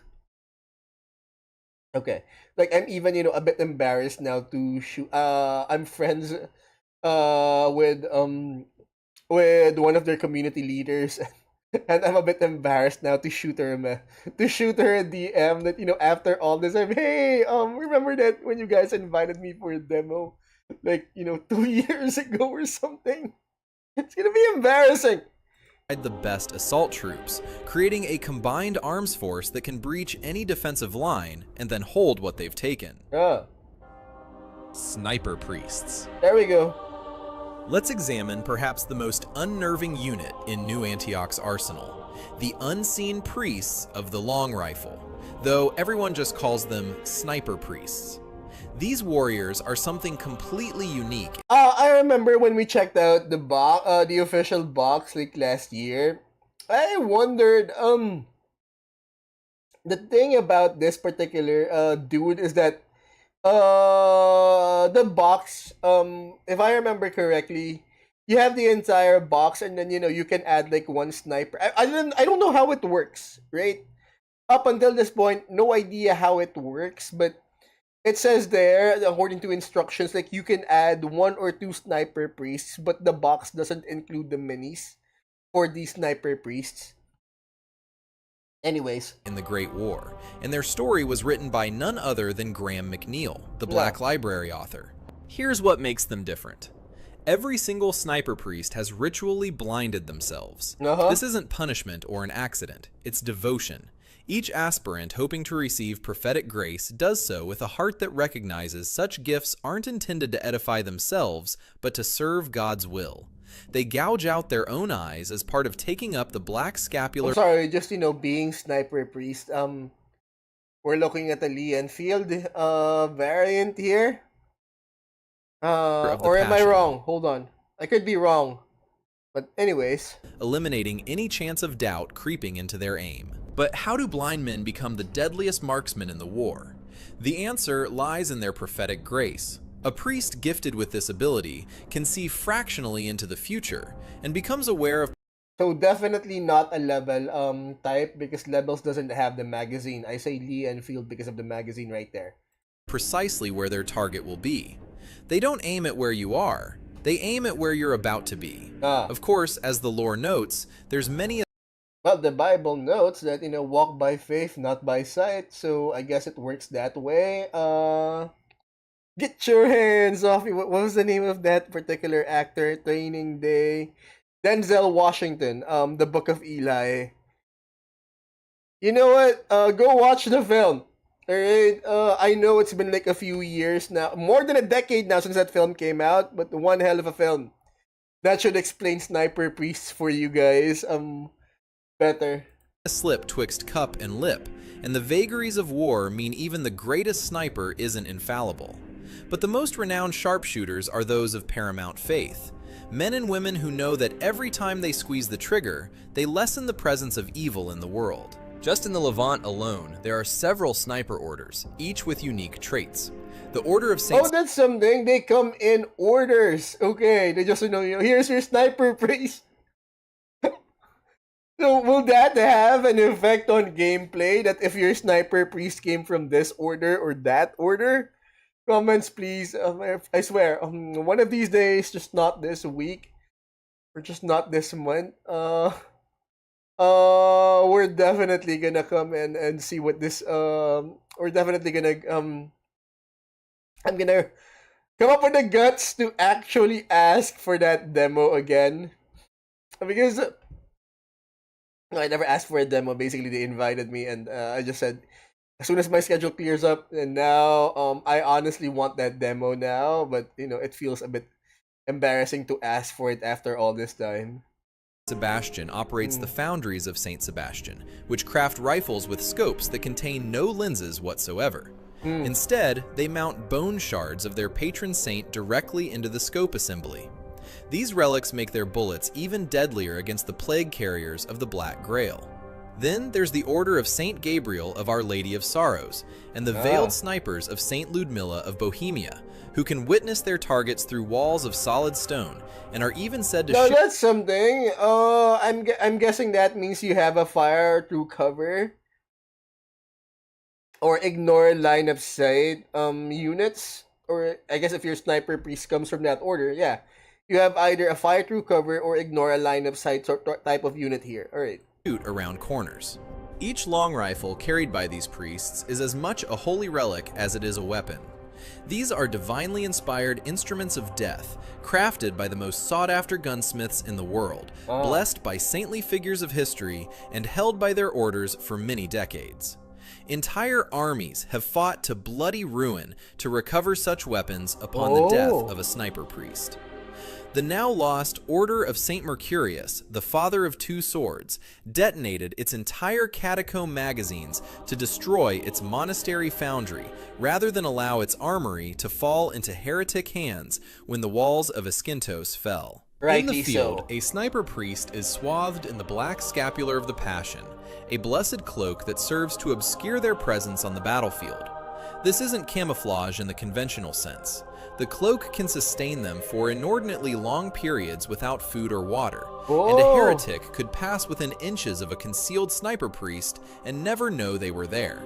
The most Alright, so not only do you have a unit that can ignore line of sight, fire through cover, but also it also has a cloaking mechanism or a cloaking ability. So is that what we're looking at? Interesting. Legendary story concerns a mysterious figure known as Shepherd Sugitani, one of the resurrected order of Negoro Shu. During the siege of St. Lux, Sugitani wielded his famed Kunitomo rifle and accomplished something that's entered into legend. He slew the entire Coral Triumvirate with a single bullet at a range of 3 miles. Whether this is history or myth... Hold up. 3 miles? The sniper... sniper world record. The longest shot, the world's deadliest sniper is currently in Ukraine. It was a big deal, right? He was a US, no. I don't think he was a US soldier. I think he was Canadian, but I can't remember if his record was already broken, but because I remember he was a Canadian sniper, did time in Afghanistan or Iraq, and he holds the world's longest shot for like over a mile or something. But anyways, longest shot. The longest shot in 2017, Canadian Special Forces operator, 3,540 meters, yards, No. He never did the 20. Chris Cal did the 2100 shot, but their record is 3,540 meters, which is meters in miles. That's like 2.1 miles. So I'm guessing that record is broken since the present record is 2.1 miles, and now his thing is 3 miles. So yeah. 3 miles is how many in meters? 3 miles, how many kilometers? 4.8 kilometers, or in meters. So that's 4,828 meters. All right, definitely that record doesn't mean in this anything in this particular universe, but yeah. Myth hardly matters anymore. The story serves its purpose, reminding heretic commanders that distance offers no safety from the unseen priests. Mechanized heavy infantry. Finally. If the sniper priests represent faith made lethal at distance, the mechanized heavy infantry embody divine engineering made manifest in orichalcum and diesel smoke. These warriors... Wait, is this new art or is this just zoomed in? Because I like it when I'm finally seeing new art. It means, the developers are working and, things are being released on a regular basis at least. Trace their lineage back to the work of Saint Methodius. I mean, they've had a very successful Kickstarter campaign. There's no reason why they shouldn't release new stuff on a regular basis. Who created the famed anchorite shrines, those 12-foot tall living altars of war that are almost completely immune to damage. The machine armor suits are marvels of craftsmanship, built from orichalcum alloyed steel, a metal that can withstand a hail of bullets with ease and survive direct hits from all but the most powerful enemy ordnance. The newer models incorporate diesel motors and hydraulic pistons that provide additional power, but just to be able to move in what amounts to a walking tank requires strength and durability far beyond that of a normal soldier. Creating a mechanized heavy infantry warrior begins with the black-robed monks of the Mendelist order. So, alright, clearly we now have our tank. I wonder what the unit cost is, but anyways. Traveling tirelessly across the faithful nations, testing any willing youngsters who wish to join this elite unit. The selection criteria care nothing for social rank, gender, ethnicity, or nationality. Why would it? Only 3 things matter: willingness, a sharp mind, and a body able to withstand the Mendelist serums. The volunteer youths are tested for their Mendelist serum. So like what, gene seeds? Or at least, the equivalent of gene seeds for this particular universe? Comments, please. reaction and tolerance to chemical treatments, and holy smoke, those who pass begin receiving what the monks call the blessed chemicals. Substances they claim are derived from holy relics and sanctified through religious ritual. The transformation these chemicals induce is agonizing, and not everyone survives. Of course it should be. Before aspirants are allowed to don the machine armor for real combat, they're sent on long-distance patrols and trench raid missions to harden them in battle. On the front lines, they learn from veterans the use of all manner of weapons, from a humble trench knife to heavy machine guns. This period typically lasts for a year. By 19, an aspirant is either dead or a veteran of many battles. Here's where things get brutal. The suits are difficult to modify. Altering a short ton worth of machine armor once the orichalcum alloy has cooled down is almost impossible. Such is its strength and... So, no new armor to fit the wearer. Alright, got it. I'm guessing they're trying to step away from your basic Space Marine, but yeah, acceptable. Hardness that most smelters are powerless to shape the metal. So, they shape the soldiers instead. Orichalcum steel is expensive, while flesh is cheap. When needed, flesh is cheap. Aspirants' bones are broken and reset to fit the suit they have been given. Usually, an aspirant dons their suit for the first time within weeks, as their predecessor falls in the Great War. Some soldiers who survive are selected for even further modification through Jabberine prosthetics, alchemical replacements for damaged or removed body parts, named after the legendary alchemist Jabir.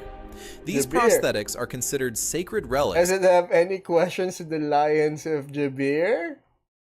Sorry, does it have any connection to the Lions of Jabir? But anyways, comments please. in their own right, and are blessed by priests before installation. Once a soldier completes their transformation, they're finally fitted with their machine armor.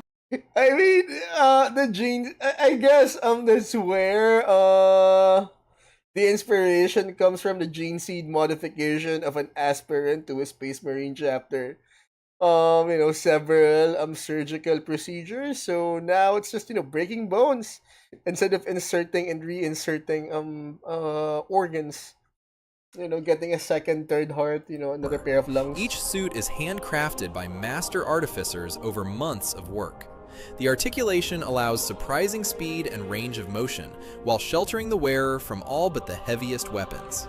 Standard military doctrine calls for mechanized heavy infantry to use heavy weaponry during an advance, while shock troops sweep away enemies that swarm these walking war towers. Yeah. The suits are built according to specific specializations: heavy weapon support, trench raids, mobile defense, and anti-tank hunting. Specialized close quarters units are So I'm assuming you're gonna modify this particular unit to that particular to the said roles to the roles that he just said, mobile defense, support, based on the weapon that you're going to build them with, that piece you're gonna place on the mini. are extensively drilled in the use of heavy shotguns and enormous melee weapons. Some carry heavy ballistic shields made of alternating layers of aramid fiber mesh and thin sheets of orichalcum steel alloy, nigh impenetrable mobile cover for advancing under enemy fire. The Crown of England has even developed a super heavy version for fighting defensive battles, forming virtual walls of orichalcum steel that repel enemy naval landings. Here's where the tradition becomes truly fascinating. The machine-armored warriors take new war names. When a soldier dons their machine armor for the first time, they take on the name of the very first soldier who wore it in combat. This is seen as both respect for those who came before and a way to disassociate the individual from the loss of their identity. Mass Effect, right? I think on the third one.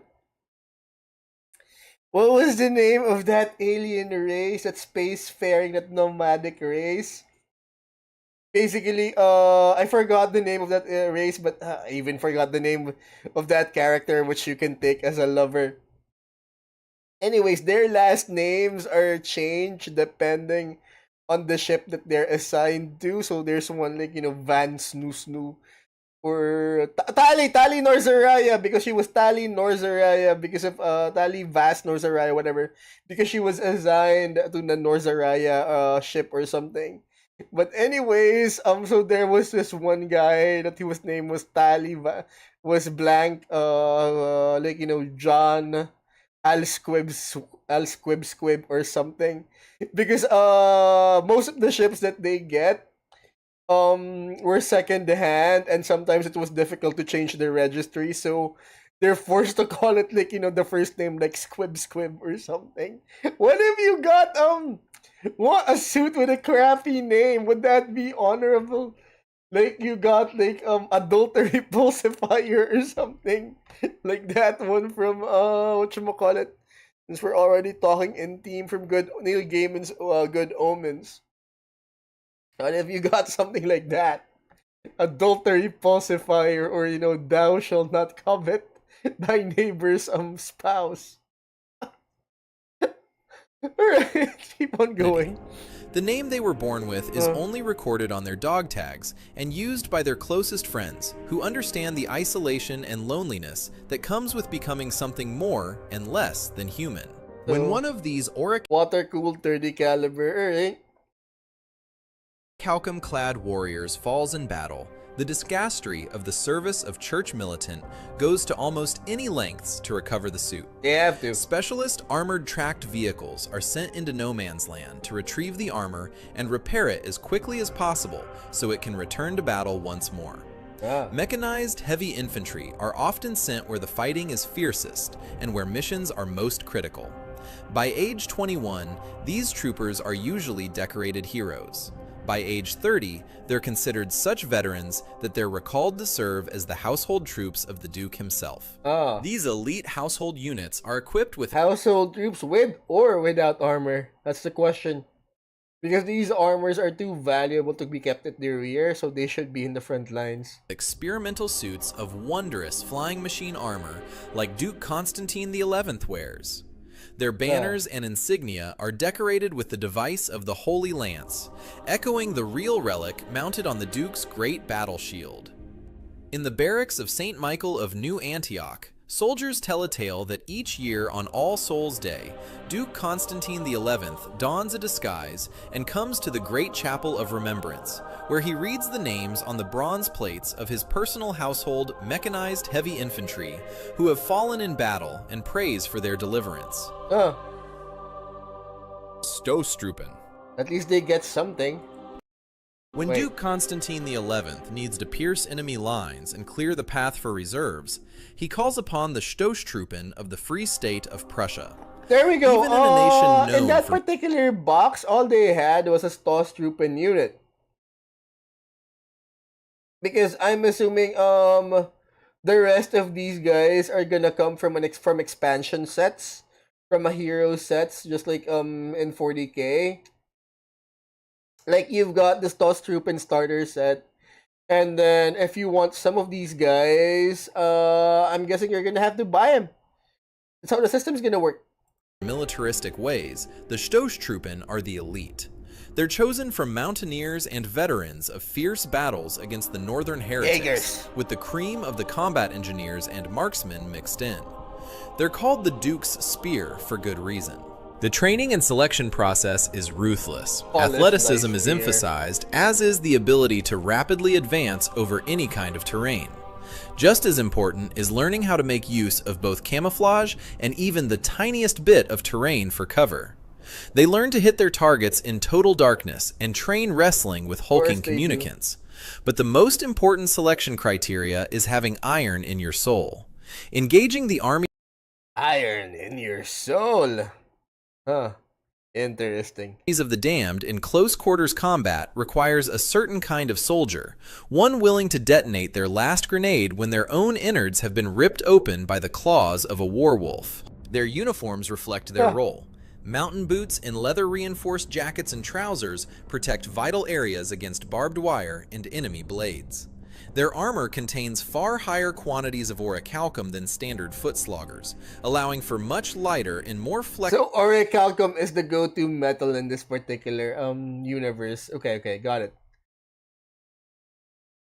flexible suits and helmets that offer superior protection. The famed spikes of their pickelhaub helmets are detachable and usually aren't worn in front lines, as they make their wearers easy targets. When the Stostrupen gather for an attack, I mean, the Pickelhaub helmets in First World War was meant to be ceremonial, but for some reason, the soldiers who were meant to be on parade found themselves in the front line with these type of helmets, and they realized, oh my god, these things weren't supposed to be here. We were supposed to get new ones before we got here, but military bureaucracy and everything.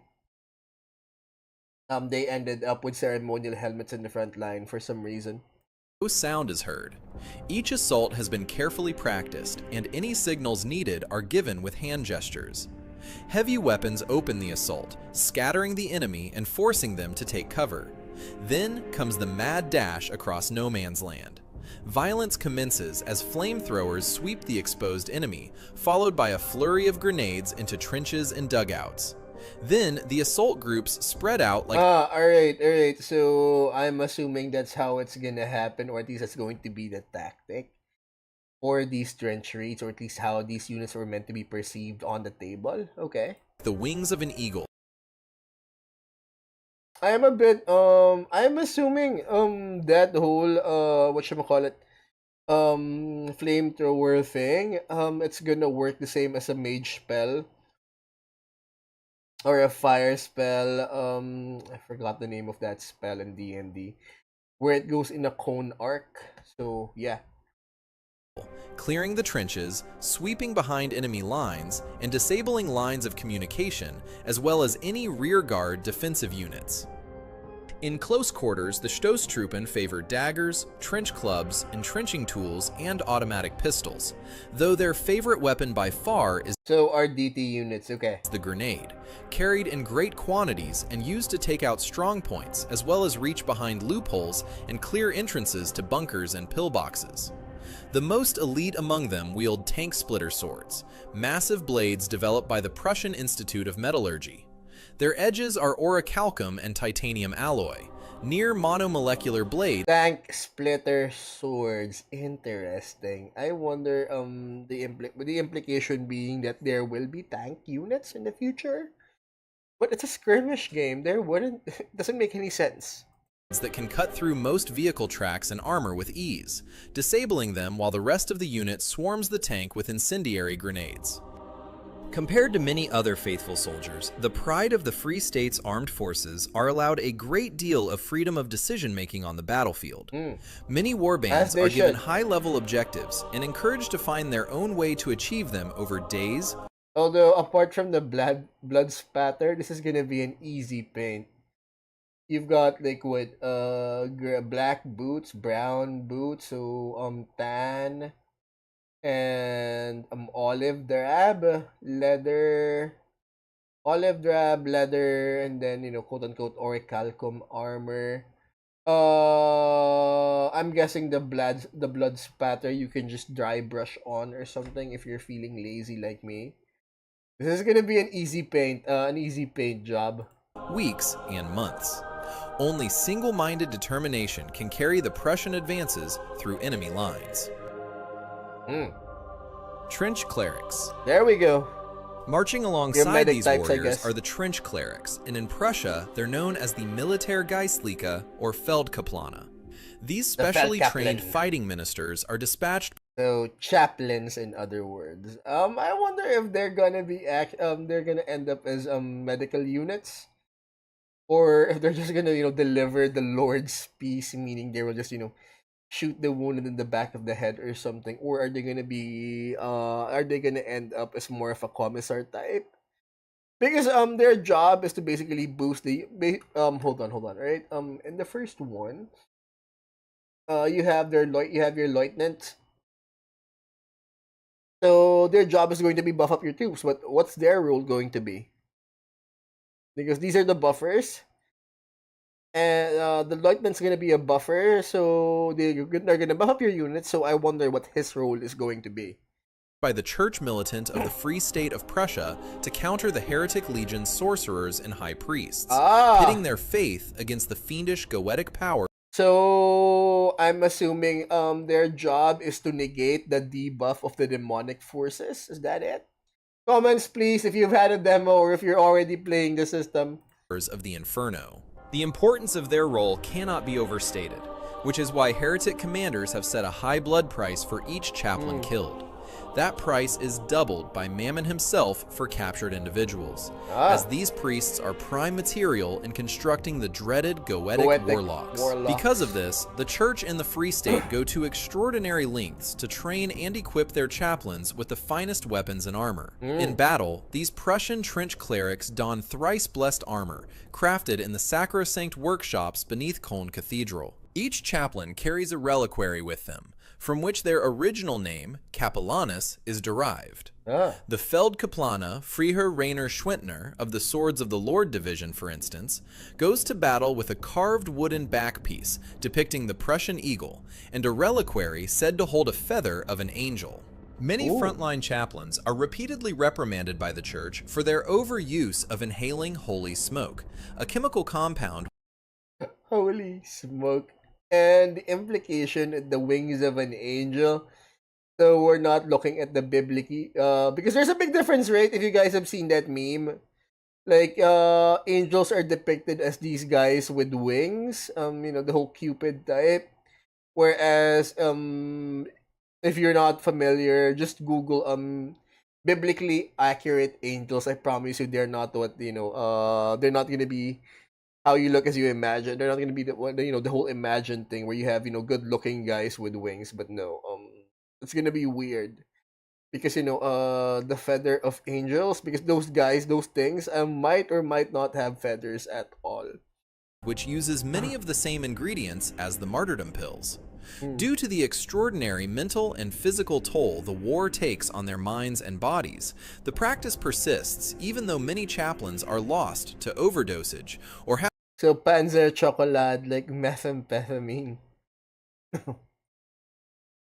assigned to troops, or field chocolates or something. to be retired from active service due to their minds and bodies finally succumbing to the combination of stress, wounds, and damage to the nervous system the holy smoke causes. Ah, The Great Hospice of New Antioch treats hundreds of so it's crack.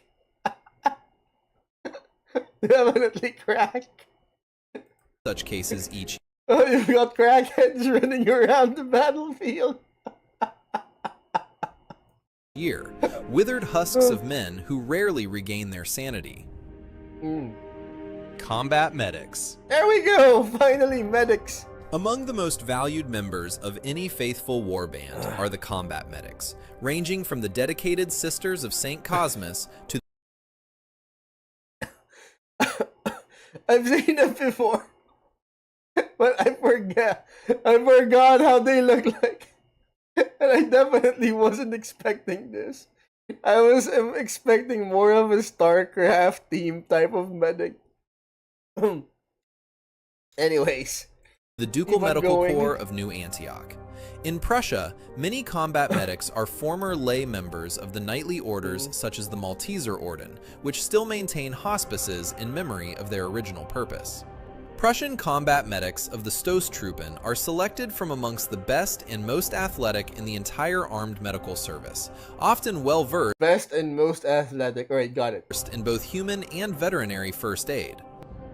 These medics Human and veterinary first aid. I remember, guys, if ever you find yourself, there was this advice, I'm not really sure where I got it from. I think it was from.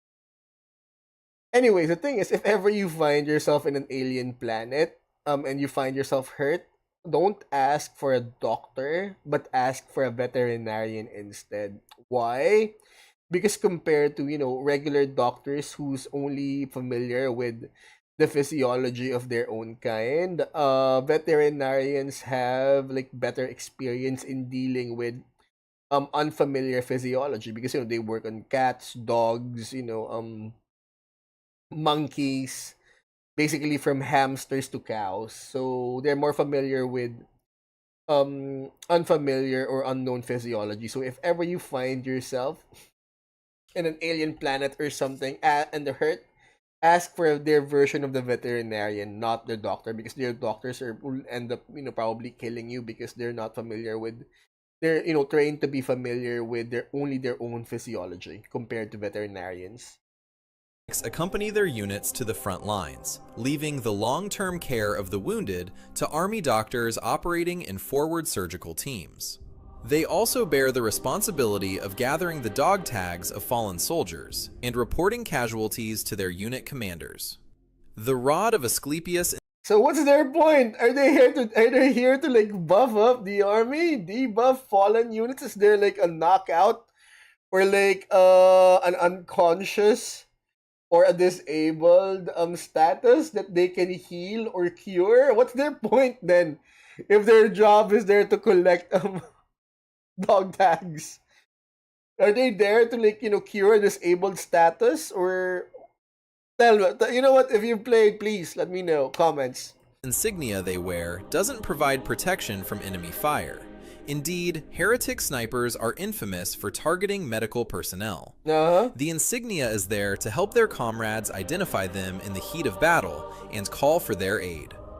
Since the followers of the heretic lords, let alone the undead of the Black Grail, cannot be expected to honor any symbol of medical neutrality, combat medics often go into battle heavily armed and armored. They can often be found fighting their enemies in bitter close-quarters combat for the possession of the fallen and the wounded, preventing them from being used by both the court and the heretics in rituals of dark worship. Understood. Here, their famed Misericordia daggers have proven their mettle time and again, taking out even the heavily armored anointed when dragged down by the combined efforts of brave yeomen. In the streets of New Antioch, you can hear hundreds of languages and dialects.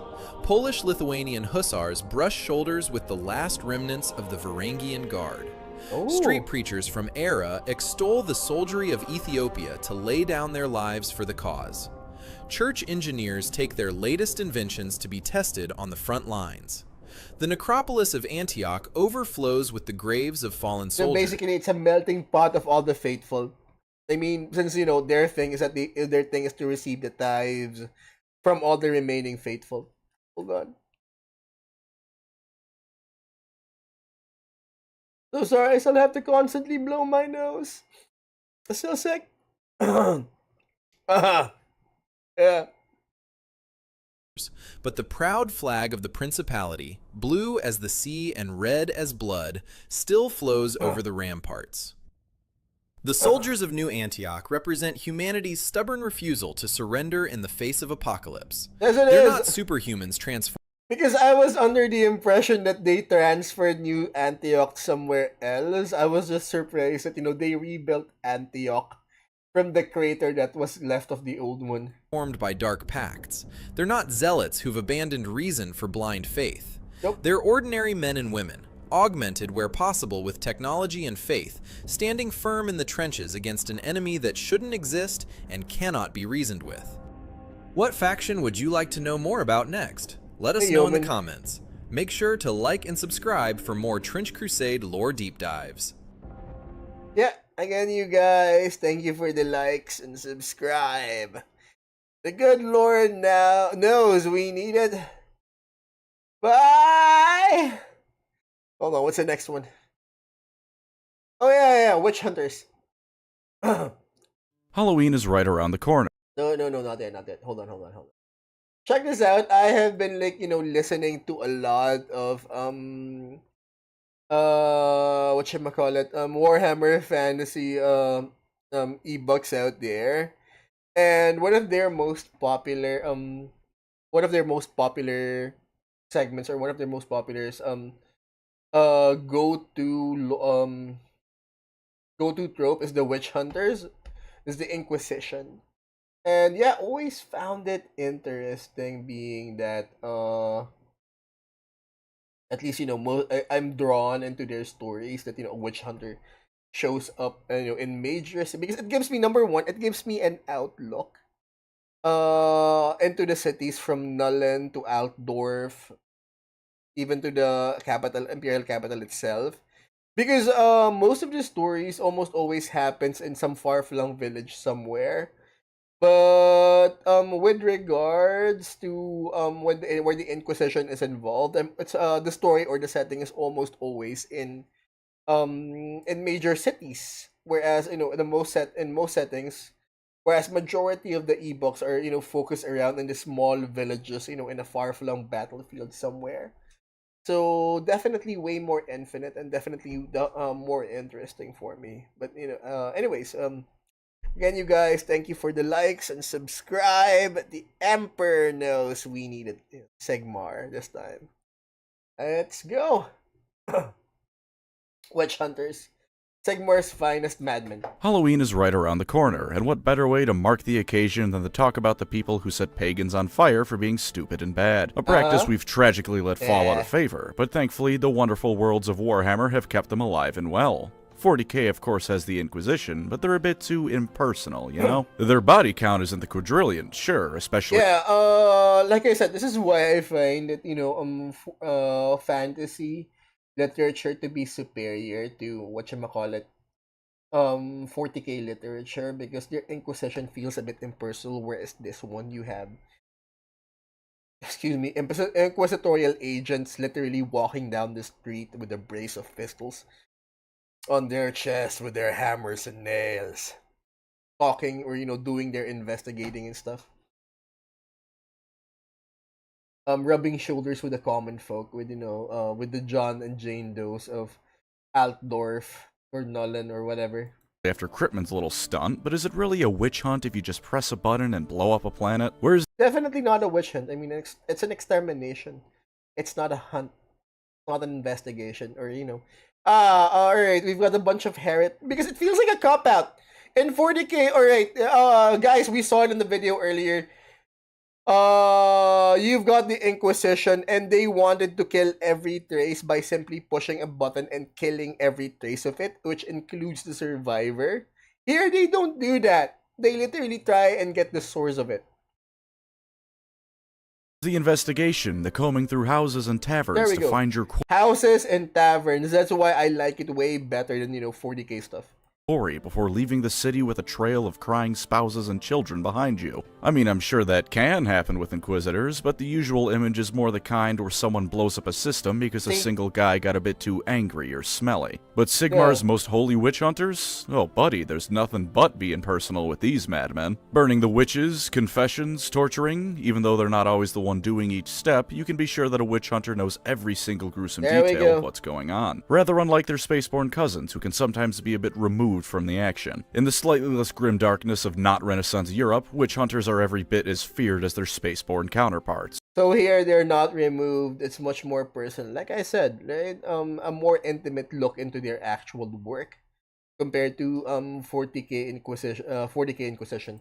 To see that wide-brimmed hat enter the inn is to know in your heart with utmost certainty that by the time they leave, someone is going to die. Whether or not that's true is up to the one in question, but with Geheimnisnacht approaching, there's only one thing you can do. Sit back, do your best to relax, and pray that Sigmar's finest insane asylum escapee doesn't have their suspicions aimed at you. Insane asylum escapee. You know what? Just for that, I like it.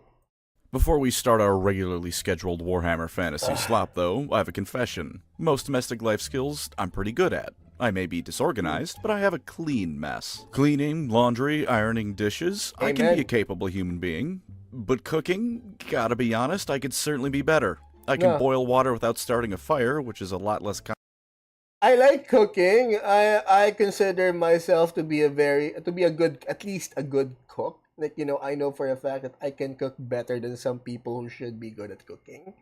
But what I hate about the aspect of cooking is the cleaning up. I hate washing the dishes. I hate that task so bad. common a skill than you'd think, but don't expect any miracles from me. I call my videos slop, but my cooking is actually slop, which is why I'm happy to say this video is sponsored by Factor. Factor makes some high-quality, nutritious, and fresh meals shipped directly to your house. No, I'm not going to sit here and only tell you Factor makes good food. It does taste good, of course, you can see me devouring it right now, but it does plenty more, because Factor isn't just lunch and dinner. You can get yourself a nice quick breakfast, or something I really appreciate, some nice smoothies. They sent me some latte protein shakes, and I gotta be honest, I think I like those more than the food. And I like the food. And they got plenty of snack options too, for a light little something to bite into at night. And you know what I do a lot?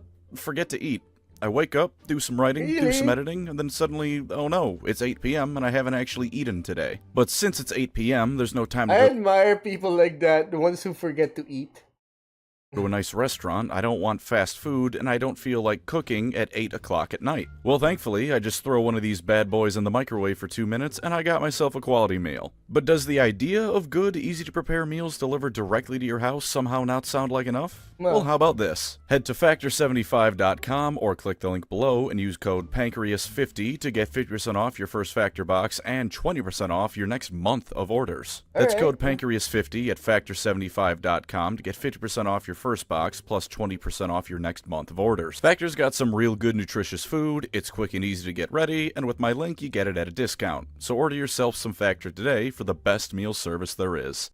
Now then, let's celebrate Halloween properly by burning anyone dressed like a witch at the stake. Witch hunters, in case you missed my incredibly subtle comparisons between the two in the intro, are Warhammer I wonder where this art came from. Very anime-ish. Fantasy's version of the Inquisition. Or rather, the Inquisition is 40k's version of a witch hunter, since we know who came first. As you've no doubt guessed, the very core of the organizations are the same. Find and root out any sources of corruption. The witch hunter or the heretic? I presume the heretic. Because everything in a grim dark world, even IRL, the worst thing in a bureaucracy is that the best that you can expect from a bureaucratic world is that it's going to be reactionary. So chicken or egg situation.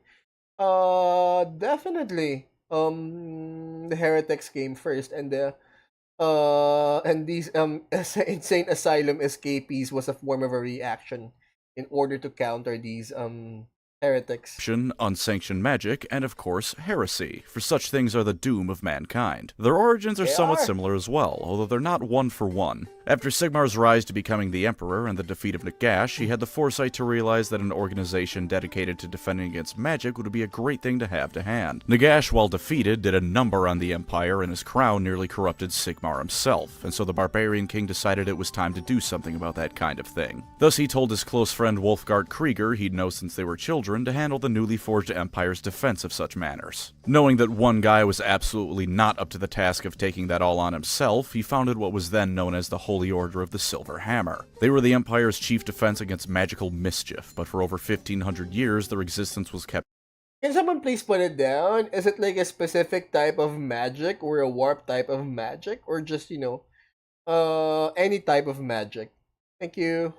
Hidden from the general public. To be clear, they were an organization sanctioned by Sigmar dedicated to rooting out magical anomalies and dealing with witches and the like, which saying it that way makes me think they're the Fantasy SCP Foundation. They would have doubtlessly received their fair share of support, even if it couldn't go through public channels. And being unknown to the public and unknown to anyone are two different things. Doubtlessly, at least a few people put it together that when the priest calls for the heresy to be dealt with and then a shady man burns your So we have some form of a secret police that can burn people at this stake. Alright, got it.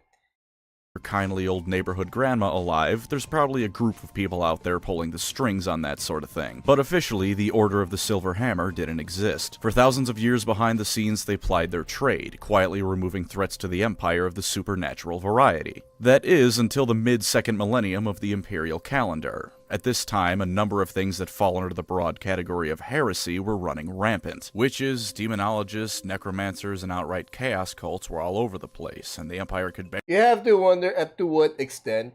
barely do anything to stem the tide. This wasn't strictly speaking the Order's or any particular witch hunter's fault, for this was during the age of the three emperors. At this point in the Empire's history, there were so many different people claiming they were the true emperor that any coordinated effort would die the moment it left the borders of the elector count that put it into motion, and as a result, all kinds of bad sorts were running rampant. In an effort to stop all these threats, the Grand Theogenist of the time, Siebold II, made things a little bit more official. Binding the order to the church in 1682, this is about the point we get the more official witch hunters. He grabbed not only warrior priests for their holy might and fervor, but also investigators. So the Silver Hammers weren't tied to the church until this particular point in time where it was officially done due to the time of because of everything was tied to the three emperors. I'm assuming Silver Hammer tied to the emperor, but with Sigmar gone, what now? They're left to their own devices. So makes sense that the church would actually take control of this type of organization.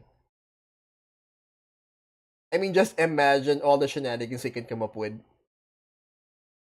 From every corner of the Empire, recognizing that some heresies need a more subtle touch to find and root out. Worth noting is that according to the Witch Hunter's Handbook, which you can pretty easily find a PDF of online, very few people outside of the Order are aware this wasn't its founding date. And even still, they aren't public just yet. With this newly made status as an arm of the Church, Witch Hunters could act more effectively than ever before. While initially the Empire's enemies were dismissive of them, after a few decades they had gathered a network of spies and information sources to root out any serious threats in their purview. As the true scale of what they faced was finally acknowledged, the Grand Theogenist, which as an aside is such a fun title to say, This art, can someone please put it down? Did this come from a game? Looks interesting. the use of force to deal with any magical threats. With this act, the witch hunters had, in form and function, become what they are in modern Warhammer fantasy, although with two more relatively major reforms still to come. There were some pretty immediate teething pains with this newly found organization, however. Because of the scale of the threats, they needed people fast, so the criteria for becoming a member of the Order at this point was more or less The criteria was more or less insane asylum, willing to follow orders. I remember there was this recent report, right? Like autism was meant to be a bane in some militaries, but the Israeli military considered autism to be a form of a gift, especially in their analytical division. So yeah, you've got people with a diversified form of talent and rooting out something or in seeing things and seeing patterns that aren't what you'd call normal. But then again, if you've got a group of people, that looks like this, what do you consider as normal? being religiously zealous enough. As a result, they let in all sorts of people who were rather less than ideal for a job that requires force and subtlety in equal measure. Sure, Force they'd whack and subtlety. the heretic, but in the process they'd also whack his 50 very much non-heretical neighbors. One witch hunter told some townspeople once that if they weren't a witch, they had nothing to fear of him. Yeah. This was then followed by an event known as the Burning of Almshof. I guess there must have just been a lot of witches in that town. They also murdered the only official order of priestesses the cult of Sigmar had. When Mordheim started being Mordheim, you know, the worst place ever, the cult of Sigmar naturally sent in the Templars to go deal with that mess of a town. They saw these women empowered with holy might and fighting off heresy at every turn, so the Grand Theogonists naturally declared them to be heresy, and then the two groups fought for a year before a comet with twin I forgot which crusade it was. But in the first crusade, I guess it's the first or second one. I honestly can't remember which crusade it was, but anyways, they went over there and they killed Ethiopian Christians. And when the European Christians got there, which was full of peasants and everything, and knights who could barely read, they saw Ethiopian Christians and they murdered them. Why? Because why were they dressed like that? Same side, you guys, but then again, you've got religious fervor and ignorance, and this is what you get. Tails wiped the entire town off the map. Mostly, anyways. The ruins were still full of people looking to make a profit in it. Now, it's never outright stated it was the twin-tailed comet, but I have to imagine that's a pretty clear sign of Sigmar saying he's rather displeased with the Order at this point. Yeah. That and Mordheim in general, I suppose. The town was trying to recreate the fall of the Eldar, so wiping it off the map wasn't that much of a shame. This sort of corruption and inefficiency would plague the Order until the ending of the Great War against Chaos. After Magnus the Pious was finished saving the Empire and being the undisputed best holder of the name Magnus in Warhammer, he looked at the Order of the Silver Hammer and probably cried a little bit. In order to make it suck a bit less and rein it and the Empire in, he rechristened it the Holy Order of the Templars of Sigmar and created the position of Lord Protector, the head of the Order who answered only to the Emperor and the Grand Theogonist. This partially secularized the Order, making it so future recruits would be more than just religious nutjobs. He also made the Order public at this time, in an attempt to not only put the fear of Sigmar in any would-be heretics, but also to make them somewhat accountable for their actions. He also enacted what's known as the Year of Purges, where the Empire So the year... Alright, you know what? There was never going to be a good solution to this, right? We are looking at a grim, dark universe that believes, in things that go bump in the night. The solution wasn't going to be subtle. The solution wasn't going to be an educated one. It's going to be this one. It's definitely going to be the worst possible solution to a problem. Right?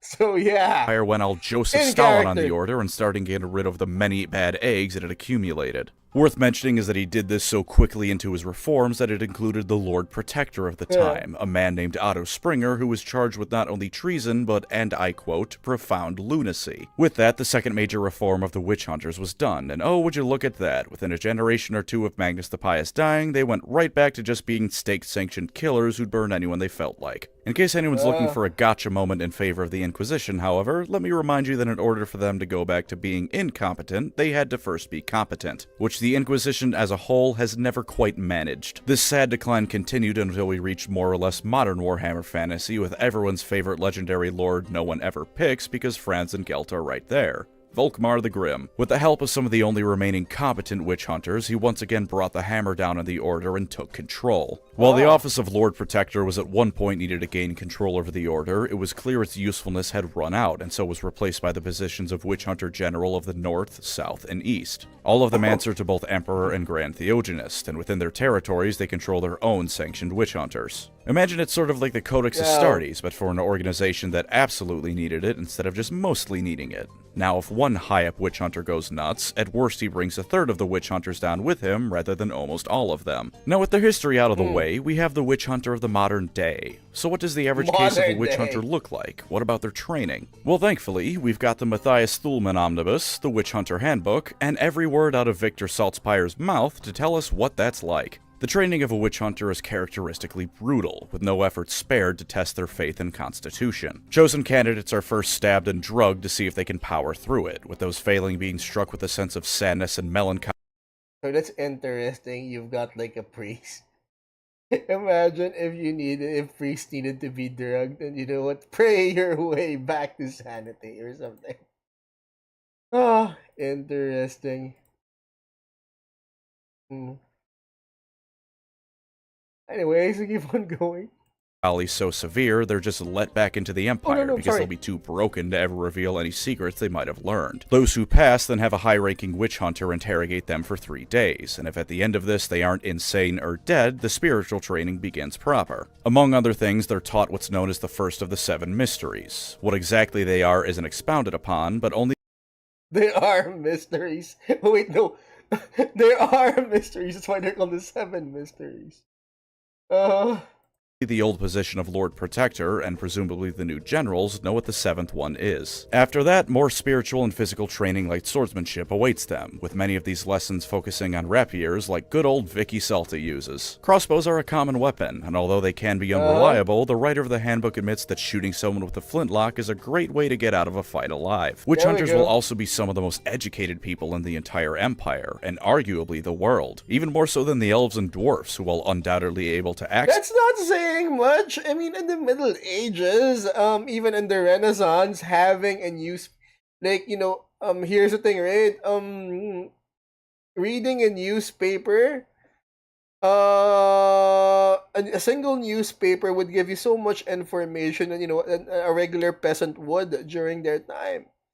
Like, literally, if you read an entire newspaper, you would have accessed more information than a peasant could during that particular time. So, educated in the world, most educated in the country. That's not saying much. Knowledge on mankind and the various races often just choose to ignore it. Why bother learning about the petty humans when Ulthuan is all that matters? Which, in fairness, is an arguable point for the average elf. Witch hunters in their sacred task, however, must know geography, the history of other cultures, the weapons of the foes they might face. They even know a limited history of the old ones coming onto Earth and the introduction of chaos to the planet, which is some serious stuff. Heresy can come from anywhere, and so they're armed with knowledge as much as they are with traditional weaponry. They'll even eventually be educated on how to recognize different magical scripts and languages, although not how to actually read them, because that's heresy. For what the hunt is like, it's first off important to know that witch hunters, while having the same role of inquisitors, do not have nearly the level of power they do. Inquisitors answer to no one except the High Lords, Custodians, and Guilliman, and even then you can be damn sure they'll try to find a way around that. Witch hunters, meanwhile, have to act within the boundaries of the law set for them. They can't go around killing and murdering immediately unless there's an incredibly obvious source of heresy around. See, there we go. And most of the books that I've listened to, that I've gotten to, most of the combat that they've been in started in self-defense. Because 40k Inquisition just comes in, you heretic, bring him in for questioning, bring him into the dungeons, and let's start pulling some fingernails. Let's start electrocuting some ball sacks until someone confesses. Yes, no, yes, Exterminatus, no, we haven't pulled enough fingernails. We haven't electrocuted enough ball sacks. That's it. Which is why I believe fantasy literature is way superior to 40k literature. I mean, Dan Abnett tried his best, but yeah, there's only so much a man can do. By all means, if you raise an entire graveyard in front of one or ask which of your tattoos of the Chaos Gods look best, they're gonna shoot you in the face. But otherwise, there's rules they gotta follow. Failing to follow them, funnily enough, will likely get other witch hunters sent after the offender. In fact, in the ultimate proof that GW truly is a British company, you gotta have your license to witch hunt. A license to witch hunt. So it's Alpha 1356021. Alpha 1356021, and his license expired almost 2 decades ago. His height is 004, I'm guessing, meters. He was born in 1986, so he's July 14, 1986, so he's older than Games Workshop. Is he older than Games Workshop? I don't know. Getting that revoked means no more witch hunter business for you, and presumably also death. And something you might find highly interesting is that the colleges of magic actually have no small amount of power over witch hunters, at least in regards to witchcraft. Among other things, witch hunters have to find and detain hedge mages. College of Magic. We're gonna explore that after this one, because we have to consider, like, how they draw the line between warp magic and quote unquote good or magic that is on the side of Sigmar. We're gonna. I want to see how they distinguish that one. petty witches, warlocks, and other unlicensed practitioners of magic. The colleges of magic, however, are the ones who define just what that entails. So if you want to keep that license, you gotta play nice with the wizards. Since witch hunters are taught that all magic comes from chaos, even sanctioned magic, they're, as you can guess, very unhappy at having to follow these rules, much less work with mages. If you've played a game of Vermintide with Victor and Sienna in it, you've heard him complain about her plenty, I'm sure. Although, funnily enough, an older lore that was rapidly moved away from, the chaos god of law Solcan was the one empowering them to fight against chaos. Be'lakor and the End Times explain they don't actually exist, and the lore rather unfortunately moved away from them as a concept, but at one point, witch hunters were the worshippers of a chaos god, intentionally or not. These restrictions might make you think the organization is totally hamstrung. I mean, it has been known that, you know, police roles from history have recruited from criminals. Reformed criminals or not, but, you know, people have been known to cross that line regardless. Gotta remember that sometimes heresy doesn't really exist. In 1645 IC, there was once a case where a witch was made fun of for having big ears, so he cursed the town he lived in to have their ears rot off. He was executed, but the story was found to be so funny that nobles would mutilate their ears as a fashion statement. The emperor then imposed an ear tax, which started the Ishak's Ears riots. I understand that GW is a British company, but by God do the people of the Empire riot. I wasn't listening. Wait, what? I honestly wasn't listening. What? An ear tax? Huh? Like they're French. Seriously though, was that heresy? I mean, the witch was. With him, I'm like Brad Pitt in Fury. Shoot that guy. But all the nobles? That's not really heresy. Sure, it's incredibly stupid, and I would love to see how exactly I'm just gonna track back for a few minutes. This one's too good to ignore. An ear tax? Hold on. Might make you think the organization is totally hamstrung, but you gotta remember that sometimes heresy doesn't really exist. In 1645 IC, there was once a case where a witch was made fun of for having big ears, so he cursed the town he lived in to have their ears rot off. He was executed, but the story was found to be so funny that nobles would mutilate their ears as a fashion statement. The emperor then imposed an ear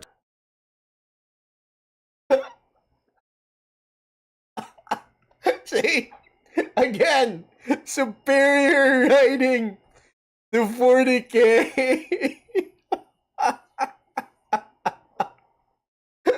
Because who would have thought the whole thing was funny? Because guess what, right? You found an earless population. You found an earless planet. Exterminatus. Done. Solved. No humor whatsoever. Whereas fantasy has produced Gotrek and Felix. So yeah. But you know, because if the Emperor's I know if 40K Inquisitors find an earless population, it's definitely going to be exterminatus on the entire planet. Tax, which started the Ishak's Ears riots. I understand that GW is a British company, but by God do the people of the Empire riot like they're French. Seriously though, was that heresy? I mean, the witch was. With him, I'm like Brad Pitt in Fury. Shoot that guy. But all the nobles? That's not really heresy. Sure, it's incredibly stupid, and I would love to see how exactly putting a tax on mutilating your ear leads to riots other than Imperials just loving to riot, but it's good that these rules were in place, because otherwise everyone involved in the entire affair probably would have been killed. And sometimes there is heresy, but the exact specifics of it mean that not everyone involved has to die. Case in point, Matthias Thulman, and boy oh boy am I gonna have to get creative to talk about this one. Just gonna give up on the comments section, I already know that's a lost cause. One of the cases Matthias Thulman was dealing with prior to his books was a family that, long story short, was accused of heresy. He gathered confessions from all involved, and while he is the closest thing to a morally good witch hunter, that very much still involved torture. He found out that the husband a morally good witch hunter. Interesting. Husband was not a heretic, and neither was the wife. However, the wife had taken some medicine from a very much heretical herbalist in order to not have the baby she was having for a variety of reasons, and the medicine contained warpstone. Alright. One of these days, we're gonna do Tankul, alright? Is that how you pronounce him? He's been on my list. He's been on the list for months now, but we just haven't had it around them due to, you know, stuff. Warpstone is chaos if it was a rock, and she ate some of it, so she was burned at the stake for corruption, even though it wasn't intentional on her part. The herbalist was also executed, but the husband was let go. Admittedly, this is partially because of his morality, but if Thulman wasn't playing by the rules, he likely would have left with a body count of bare minimum 3 instead of 2, and more likely half the goddamn town minimum if he wasn't a relatively decent witch hunter. Morally decent, that is. He's very effective at his job. Oftentimes, witch hunters will cozy up to any suspected individuals, even going so far as to remove their iconic outfits to better scope out the situation. Only nobles or other important figures in a town will be made aware of the witch hunter so that they can access local resources. Everyone else will be none the wiser until the pyre is lit. Of course, on the flip side, plenty of others absolutely make use of the terror witch hunters strike in the hearts of the Empire's subjects. Everyone from noble to peasant knows that a witch hunter has legal grounds to work towards their death, so sometimes confessions will come flying the moment the hat crests the horizon. A witch hunter walks in, and some terrified innkeeper starts blabbing about how his neighbor's house has screams coming from the moment the hat crests the horizon. Interesting. In the night, and just like that, Tzeentch cult is purged. However they obtain it, when they do have legal grounds to It's always Tzeentch. I noticed. It's always Tzeentch. Even in Gotrek and Felix, and again, I'm only on the second book. Always Tzeentch. Capture a subject, that's when the interrogation begins. Yes, interrogation means torture. I'm sure you expected that. They employ all sorts of methods to get a confession, some of which you can see here in all their low-resolution glory. I'm a big fan of the whirligig. Put a guy in it and spin him around until he pukes. Sigmar's finest, ladies and gentlemen. It's like the Sandlot of the How would you spin him without getting puke all over yourself?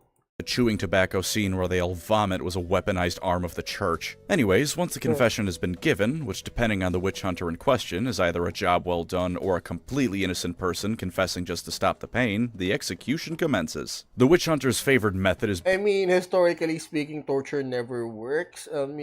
People would just tell the torturer what he wants to hear. In order to stop the pain, that's it. burning you at the stake, because it's said to purify both the body and the soul. While undeniably agonizing, in their minds it's a twisted sense of mercy. With the purifying flame, the condemned may be allowed one final chance to earn Sigmar's grace, or enter Mor's garden for a proper afterlife. Of course, in the case of false confessions, this doesn't unburn the innocent, but it's the thought that counts, right? Worth noting is that while they're limited in their powers to go about their job, limited doesn't mean being crippled. Going through procedures must be done, but especially in more remote villages, the witch hunter can act a bit more loosely with their code. This is chiefly how some witch hunters are able to go all slasher movie villain on imperial towns. With news traveling slowly throughout the empire, this sort of thing can go unnoticed for months, if not years. Even without that, witch hunters still have legal permission to capture people they suspect as heresy, and at that point the person is as good as dead. The legal grounding for doing this is about as shaky as you'd imagine, so plenty of innocent people can be killed with no legal Just to let everyone know, there is no legal ground. That's why the separation of church and state, IRL, is a thing.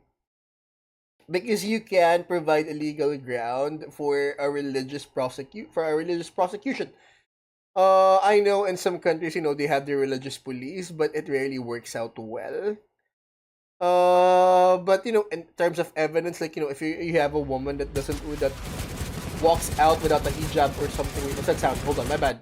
That walks off out of their house without a hijab. That's usually just evidence based. But the problem is with something like this, there can be no legal ground in a sense that other than what, I think you're a witch. Your neighbor thinks you're a witch. But the problem is how do you know that the guy who snitched on their neighbor, simply owes the guy money or something, or has the hots for the other guys, covets the guy's wife, a business rival, multitude of reasons. That's why the whole separation of church and state concept exists, because of things like this. Repercussions on the witch hunter's part. As you can probably guess, this constant butchery of their fellow man, whether the condemned are truly heretics or not, drives many witch hunters insane, until eventually they snap. This can range from all sorts of things, like drowning themselves in booze in retirement, becoming all broody and hiding in their ancestral homes, or playing the loot version of pumped up kicks while they shoot up the great temple of the Order in Altdorf with flintlocks. Sometimes other witch hunters are sent to stop them, but sometimes they're just left alone. It's a sad fate no doubt made worse by what I said in the intro. There is no disconnect from what these witch hunters are doing. The scale of what they do pales in comparison to the Inquisition, but there is no removing themselves from what they do. Every witch, necromancer, and innocent is executed if not by them, then with their direct supervision. This is not the sort of thing that results in a healthy human psyche, and it's only the most steel-willed of witch hunters that survive to old age partially for this reason. I'd be drowning myself in liquor after a year as a witch hunter in the best case scenario with the kind of shit I'd be seeing. The handbook also does something I'm not yet sure I've seen in other media. It explains why witch hunters will execute those who on the surface don't seem all that harmful. For example, fortune tellers. Odds are pretty good these guys are just full of shit, like actual fortune tellers. Probably. You know, pay me $100 and I'll give you a vague, nondescript reading that pretty much describes anything that could happen to you. In the best case scenario, these people are scamming good citizens out of their money and putting their faith in heretical nonsense. You know what? They're scammers. Just go get them. Worst case scenario, they're accidentally communing with Tzeentch. Similarly, consider herbalists that use particularly unorthodox methods. Even ignoring Or chaos, Momo. there's a non-zero chance your grandma's super special hangover and flu cure is actually containing poison. That sort of thing is more or less exactly what's in the Witch Hunter Handbook as an example. And since this is Warhammer, chaos or necromancy is always a possibility, even if the individual in question isn't actively seeking out these things. Whether or not you believe those are worth burning someone alive for is up to you, but the handbook does at least go out of its way to explain that witch hunters are very much seeking people who have actual potential to cause harm in one way or another. It's for the most part only those that are truly insane that just start firing into the crowd screaming about heresy. For the ranks, there's honestly not much to tell. The description is always a brace of pistols on his chest or on his belt. There's an apprentice who follows around a proper witch hunter, a witch hunter Never encountered an apprentice though. It's always just one dude walking around with a coat and a hat, and a brace of pistols and sword on his waist or chest. Templar, which is a proper witch hunter, a witch hunter captain who oversees a whole chapter house of them, and the witch hunter generals who oversee entire portions of the empire. I don't believe the higher you go in the ranks, the pointier the hat gets, but it's a very real possibility that shouldn't be discounted. There's also numerous other supporting roles that witch hunters have, especially I love his writing. within a chapter house, people that, while not witch hunters themselves, play important auxiliary roles to assist the Templars in their crusade. For one last thing before we move on to some other witch hunter business, the Skaven question. Are witch hunters just stupid by ignoring them? No, not at all. As you may know, the Skaven are regarded as a myth by most humans in the Empire. At most they acknowledge them as some rat-like beastmen that are nonetheless no more noteworthy than any other beastmen. These views are very Basically, more convenient to ignore than to actually acknowledge that there's something like this under their city. much supported by witch hunters. If you start asking too many questions, the nice gentleman in the pilgrim hat is going to ask you to stop next time you go to the tavern. If you keep asking questions, you're going to get black-bagged and disappear forever. This is because witch hunters are educated on everything, including the Skaven. They're very much aware that the rats are not only focused on fighting each other more often than not, but if they perceive the Empire as a threat, they'll mobilize en masse. So they keep things quiet. Of course you don't need to fear the rat. So yeah, here's the thing, right? Based on what I read, on Skaven Hunter, it's just that, the Skavens, I mean, each and every Skaven character is more concerned about, his fellow Skaven or the politics of being Skaven than than actual human affairs. Because they're trying to one up each other, and they're also paranoid versus each other. That I guess it's a good point that the witch hunters know that, you know what, if we ignore them, they're just going to they're gonna do our jobs for us, and they're just gonna fight each other. Whereas if we start to actively hunt them down, they're going to unite against a common enemy. Which is either the witch hunter organization or humanity itself, which is bad. So better to ignore them, I guess. Under our city's citizen, they don't exist. And honestly, out of every time someone in Warhammer has tried to keep a secret, this is the least egregious to me. This isn't the Emperor of Mankind hiding undeniable, fundamental truths of reality from people that should very much be in the know. The Skaven do focus the majority of their efforts one-upping each other. Ignoring them in a lot of cases is honestly all you need to do. Whatever they're getting up to will if you ignore them, they will kill each other off. And you know what? The cycle never ends. It's politics. Load in on itself sooner or later, more often than not. For all that I love Gotchik and Felix, they're two people. The two of them were still able to halt several large-scale Skaven operations in Nuln before the invasion proper began, severely weakening it. I don't know if I should be listening to this because I don't want spoilers. I'm currently in the middle of the book. Granted, this was with Thanquol's direct help in Thanquol. sabotaging his rivals, but that kind of proves my point. Most witch hunters know that any enterprising rat folk will likely be killed if not by each other, then the rat catchers that prowl the sewers for both normal rats and ones that are a bit too large and clever. Yeah. Saltpyre only goes on his crusade because in his backstory, a Skaven took out his eye and was partially responsible for some necromantic cult shenanigans. He's shunned by the rest of the Order, and while at the time of Vermintide and the End Times this seems silly, for most of Imperial history, this was probably the right policy to go with. With all that being said, there are two very important things you should keep in mind. So yeah, it makes sense that the policy is to simply ignore them.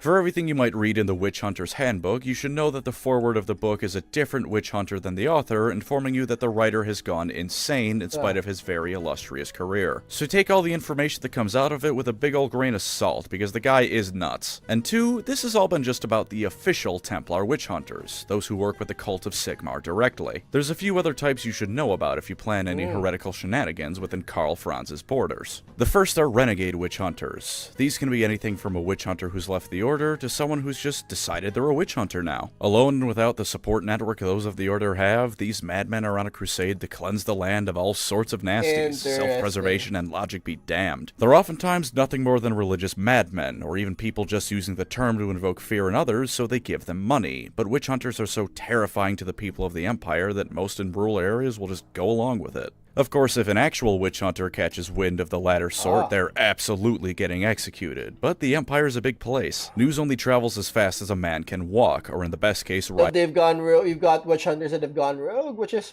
normal enough. a horse, so these charlatans I mean, can it's go to be expected that you've got nut jobs out there thinking they have been blessed by God, that, you know, son of Gilliman, that they son of Gilliman themselves or something. Anyways.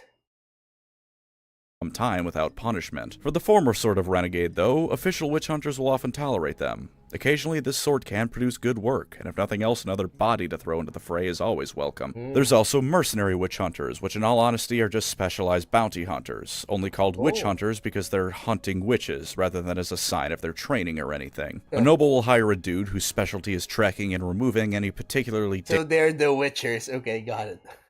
dangerous or odd threats from their land, and then they go on to the next case. As with some of the renegades, sometimes these ones get a bit greedy. Sometimes a noble who's about to be burned is miraculously discovered to be a true devotee of Sigmar, and the massive amounts of gold he gave the mercenary hunter just beforehand surely had nothing to do with it. Being granted land, being allowed to take land from others, and good old-fashioned monetary gain are all things that mercenary witch hunters might be persuaded to take instead of doing their righteous duty. As before, though, true witch hunters will descend upon anyone caught doing this, so it's relatively rare. It does still happen, but on the bright side for the Order, catching someone doing this makes for a phenomenal public display on why you shouldn't mess with the witch hunters. They may need a license to kill you, but that license is very broad in scope. A subgroup of this type is the chartered witch hunter. They get a charter within the borders of a single noble's domain, and within it are given full legal rights to act as an official witch hunter. They tend to be a bit more secular in their approaches, since the noble hiring them likely doesn't want a fanatic going around burning everyone with slightly too long or too short fingers, but they are nonetheless a potent force. They've the direct backing of the local powers that be, so this type can get plenty of work done. The other churches within the Empire also have things similar to witch hunters, but Sigmar's the state religion. These other groups won't have much power outside of their own church's borders at best, are often poorly funded, and have to play nice with any I just realized that, you know, the reason why I've been going through audiobooks a lot more, for the simple reason that, you know, with audiobooks, I can just, you know, work and listen, whereas, you know, I honestly simply don't have enough time to just sit down and read. So, yeah. I'm guessing that's why I'm drawn to this one right now. Sigmarite hunters that come through. There are, of course, thousands of witch hunters in Sigmar's most holy of domains, but let's just look at a few that stand out among the crowd. The first is Matthias Thulman, who I've talked about occasionally already. Some minor spoilers here, but nothing going too deep into his stories. He's a witch hunter extraordinaire. I literally just got his book, by the way, so yeah. And when he's in town, actual heretics are getting burnt. With a longsword blessed by Volkmar himself that lets him cut through heresy with ease, he nonetheless uses his wits the most. He's only here for business, and when he's done, he'll move on. It's just that his business is undeniably grim in nature. Like I said, though, he's as good a person as a witch hunter can possibly be. That husband from the story I mentioned earlier actually hunted him down as revenge for killing his wife, who, tainted by Warpstone or not, he still very much loved. Matthias defeated him, but again allowed him to live, knowing that though the husband was blinded by grief, he was no heretic. By witch hunter standards, that makes him a damn saint. He of course doesn't let heretics get away, but he even goes so far as to hold other witch hunters accountable for how they treat their local townsfolk. In one story, he was initially taken aback by how freely some citizens and even local nobles were calling the local witch hunter captain a total prick. He did, of course, make sure to publicly. I mean, I wouldn't be surprised. You've got here's the thing, right?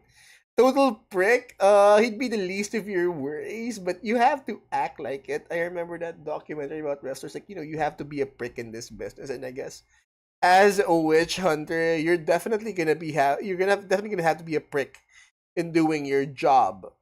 Some damage control and imply they should speak carefully when discussing the Order's servants, but when he confronted the witch hunter in question, he laid into the guy no holds barred. He outright said it was a miracle the townsfolk hadn't barged in to kill him already, and that quite frankly it wouldn't be a shame if they did. He's accompanied by his torturer Strang, who is perhaps the most sinful man to ever walk the planet. Within a moment of the pair entering a new town, Strang will have made good friends with every smuggler, thief, and prostitute within the place. Despite that, he's a good fighter.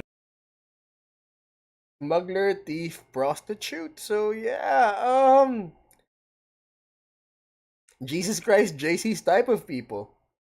So the dregs of humanity and the dregs of society is definitely where they're going to be. And it's even because of these habits that Matthias keeps him around. A witch hunter can never have too many contacts, no matter how distasteful, so Strang is allowed to drink and sleep his time away as long as he gets results. Matthias, of course, always lets Strang know that his soul is destined for damnation because of this, but it's a testament to how patient and tolerant Matthias is that Strang just laughs in response and jokes back at him. Matthias can even be a little bit self-indulgent and has a bit of a humorous streak. He has a habit of taking the most expensive rooms and inns all for humor.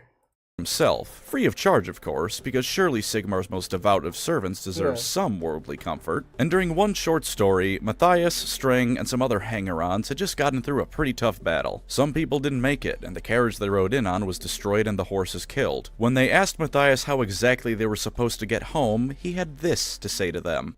Do what people without horses have done since the days of most holy Sigmar, the witch hunter advised as he turned back around and continued on his way. Walk. Thank you, Tom of Astartes Anonymous, for that reading, and thank you, Matthias Stuhlman, for being such a delightful smartass. If you want to read about what happens when a witch hunter has something resembling a conscience, go check his omnibus out. What else is the answer? Do what people have done. Ride the bone marrow, coach. Start marching. What else are they supposed to do? Read. The next is, of course, none other than the man, the myth, the legend himself, Victor Saltzpyre. Await your turn of judgment, heretical ones! The witch-hunteriest witch hunter who ever witch huntered. Is there heresy afoot? Well, don't worry, Victor Saltzpyre is going to rip, tear, and shoot it to pieces. Prior to the Vermintide games, as a child he was the son of a blacksmith when a witch hunter captain saw he had potential. Is he from Vermintide? Is he not from Mordheim? Anyways, comments please. And took him in. Evidently, this captain was right, because Saltzpyre began his long and successful career as a devout witch hunter of Sigmar's will. One day, he was pursuing a vampire's thrall, which happened to be the daughter of a wealthy imperial noble. Interesting. Technically a wealthy burgomeister, but I don't know what that means, and I don't feel like looking it up, so we're going with noble. Me neither. As he was descending into a mine to track her down, however, he noticed an excess of a strange, glowing green rock that radiated malevolent energy. Warpstone, of course. Eventually, he found that the noble had made deals with not only the vampire, but the Skaven themselves, and the rest of the incident is a bit in Skaven Hunter, it is all about the Warpstone. fuzzy. We know he had the noble executed, but the fate of the daughter and everything else is unclear, although certainly unpleasant. After this, his obsession with the Skaven began. He would attempt to hunt them down at any occasion, trying to put an end to the foul race once and for all. By the time of Vermintide 1, he was escorting Sienna through Ubersreich to see her tried and probably executed, but this never came to pass, as you no doubt know. Despite his slight questioning of his faith during Vermintide 2 at one point, he emerged unshaken as before and continued his crusade. Woe betide the Skaven, Rotbloods, and whatever else may threaten Holy Sigmar's ravaged body. So, I'm guessing Vermintimes and times, all bets are off since, you know what, it's already here, the end time's already here. Might as well just, get to it. Land. His land ravaged by warfare and strife. That's what I meant. His fate come the end times conclusion and Age of Sigmar is unknown, but if you'd like my guess, Sigmar brought him back as is alongside the rest of the Ubersreich 5, or 4, doesn't matter. No Stormcast enhancements added, because really, do you think they need it? You slaughter so many rats and Norskins in those games, you could build a city out of their corpses. Maybe that's Sigmar's true ultimate plan against chaos, Nagash, and destruction. Finish rebuilding Saltzpyre and the rest, and setting them loose on whatever is pissing him off the most at any given moment. He's a real cool guy, that opinion in no way influenced by the fact that I main him. And I mean, one of the best things, about this series is that I keep finding obscure, Warhammer related games, like, Mordheim, from Mordheim, Blood Bowl, whatchamacallit, Necromunda, that have existed, that have been quote unquote ignored or finally, gone into silence due to death. I mean, people don't play them anymore, but I like it. Like, when I find out about these things have existed like long before, decades ago. So yeah, I like it. It's nice. For our final witch hunter, Diedrich Kastner. Oh, you haven't heard of this guy? If you're watching a Warhammer fantasy video, I can almost guarantee I honestly didn't even know that there was a game such as a Mordheim existed. You have, but allow me to refer to him by his more commonly known name. Archaon the Everchosen. While not a part of the Templars of Sigmar, which is the official witch hunter order, he was a knight of the Order of the Twin-Tailed Orb, a religious order of knights directly tied to the cult of Sigmar. He was one of, if not the most valiant knight of the order, and given its religious bent, it's not at all a leap in logic to consider him a former witch hunter. Former being the operative word. Now he's pretty lost in the chaos sauce. Just goes to show that no one is truly incorruptible. But wait, we're not quite done yet. After all, this is Warhammer Fantasy, where the other factions are actually given proper lore and development. So while brief, allow me to tell you of the closest things the elves and dwarfs have to witch hunters, as well as a brief stopover in Kislev. For the brave Dawi, the closest they have is the Order of Guardians. Dedicated to the ancestor god Gazul, who is the protector of the dead, these dwarfs primarily focus on defending the tombs of dead dwarfs from anything that would desecrate them. They were founded in 1681 IC, making them by dwarf standards a fairly recent organization. This was done as a direct result of the Night of the Restless Dead, where none other than Nagash himself resurrected once more upon the world. In order to keep things calm in the dwarf crypts, the faithful of Gazul took it upon themselves to protect their honored ancestors. Originally from the undead, but I'm sure in practice they more often than not fight off Skaven trying to steal random shit from the dwarfs' basements. Those rat bastards are like that. Amongst the Dark Elves, we have the members of the Cult of Cain. This is a bit all over the place since in old lore plenty of Druchii were outright worshippers of chaos, but as time went on that was done away with, and the Cult of Cain polices the Dark Elves to make sure whatever they pretend is their morality is kept pure. Are you thinking too nice of thoughts or wishing we had old lore back and wanting to worship Slaanesh? Well, in that case, the nice naked elf ladies will pay you a visit and offer your heart to the god of murder. For the High Elves, we have the Swordmasters of Hoeth. On the tabletop in Total Warhammer, there's some killer elite infantry that can rip through the enemy like butter. They practice their sword skills to such an extent that they take the weight of their eyelashes into account when they swing, and every time they fight, it's like when Trunks cut down Frieza's men and sheathed his sword right as they all fell over. Yes, that's not exclusive to Dragon Ball, but I don't care. Sparking Zero has just come out at time of writing, and I wanted to mention the drink. In lore, they act as both this and as an internal police of the High Elves. The cults of pleasure may not be as prevalent among so they almost always turn into secret police. Alright, got it. The Asuras before, but you can always find some people being just a bit too decadent for common society if you look hard enough. If this happens, then the Swordmasters will pay that elf a visit and have some words with them. Words, of course, meaning the same thing as when a human witch hunter interrogates someone, only they don't have to even go as far as waiting for a confession and public execution. In battle, they're a whirlwind of death that can hold off entire armies at once, and if you get a visit from one in the dead of night, it's best to say your prayers to whatever Assyrian forsaken god you worship, because you'll be dead by daylight. And finally, Kislev, who have the Chekists, much like the I remember the Theogen. One of the reasons why they got sidetracked in this particular story or in this particular branch is that they're not Sigmarites, right? They follow a different religion, and then that's why they have a chip on their shoulder why they've never been chosen for emperorhood or something, because the Theogen is almost always elect someone under the cult of Sigmar. So yeah, The rest of Kislev's lore, no one was really trying when they came up with that little gem. Chekists go around eliminating chaos cults and the like, as with their Imperial counterparts, a job even more important here due to Kislev's proximity to the Chaos Wastes. Of course, a lot of these supposed chaos cultists are just the garden variety quote-unquote enemies of the state. Are you thinking not much. too many bad thoughts about the Tsarina? Then come with me, comrade. We would simply like to have a word with you. If this sounds rather excessively dystopian, consider that the entire damn organization is named after the first instance of the Soviet secret police.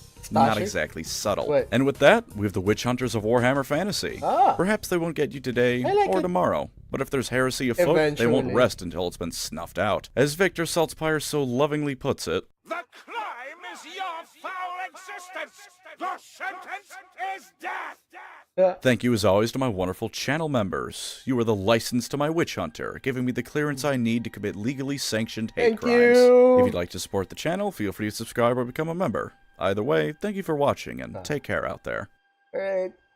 Thanks for the likes, you guys. And again, subscribe. Sigmar knows we need it. You know, I think if you plopped Saltzpyre into 40k, he'd immediately create a manifestation of Sigmar within the warp. The dude's faith is so strong, he became able to channel holy magic after a hike. Big E can only wish he had someone a tenth as devoted as Victor Saltzpyre in his ranks. I'm sorry, Sisters of Battle, but there's no outdoing Saltzpyre's faith. Yes, I had to get in one more dig at 40k, it's who I am. I like the less popular thing, so I need to be bitter towards the more popular thing. I don't doubt it. Today, Hold on. Anyways, you know what? Time to get some games. And no, you're not gonna get rid of me yet. I know it's like the 3rd hour. It's gonna be, but no, we are going to finish the Rise of Friedrich. Okay, hold on. I just need more tea, okay? So my voice doesn't, completely disappear while we do it. Alright, I'll be back in less than 3 minutes or something. 3, 2, 1, and go.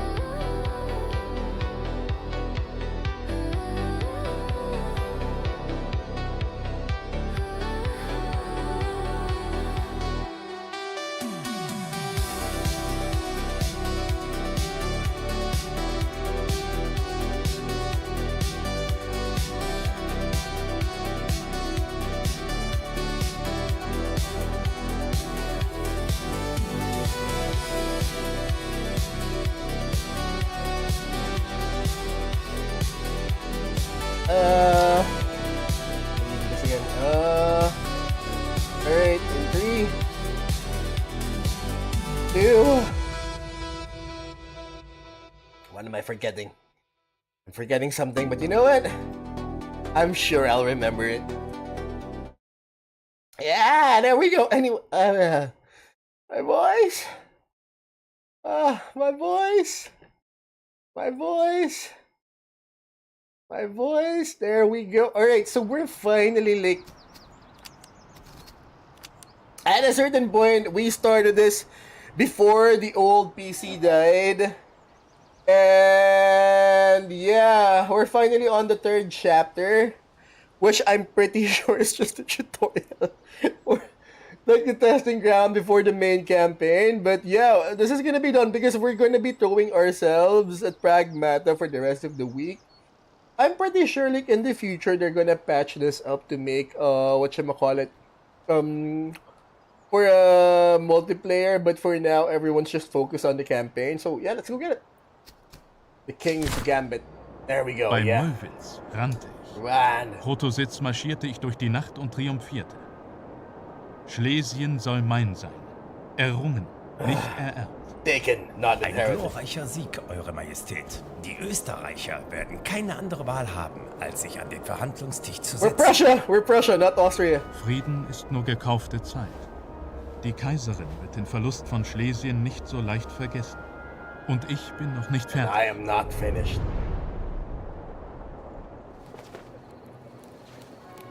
Die Österreicher sind zurückgekehrt. Sie wägen uns kampflos und schwach, aber wir verfolgen jeden ihrer Schritte. Wie ihr befohlen hattet, Eure Majestät, bedrängen von Zietens Husaren ihre Reihen und halten uns auf dem Laufenden. Unsere Agenten haben ihr Lager infiltriert und füttern den Feind mit gezielten Fehlinformationen. Alright. Es ist Zeit. Der Feind muss glauben, dass wir noch immer hier warten. Wir marschieren heute Nacht. Kein We're Gerede, gonna kein steal a night's Rauchen, march. nicht einmal einen Mucks. Wenn die Sonne sich hebt, werden wir in der Schlachtreihe stehen, während die Österreicher noch ihren Kaffee trinken. Ah, we got him. The Rise of Friedrich.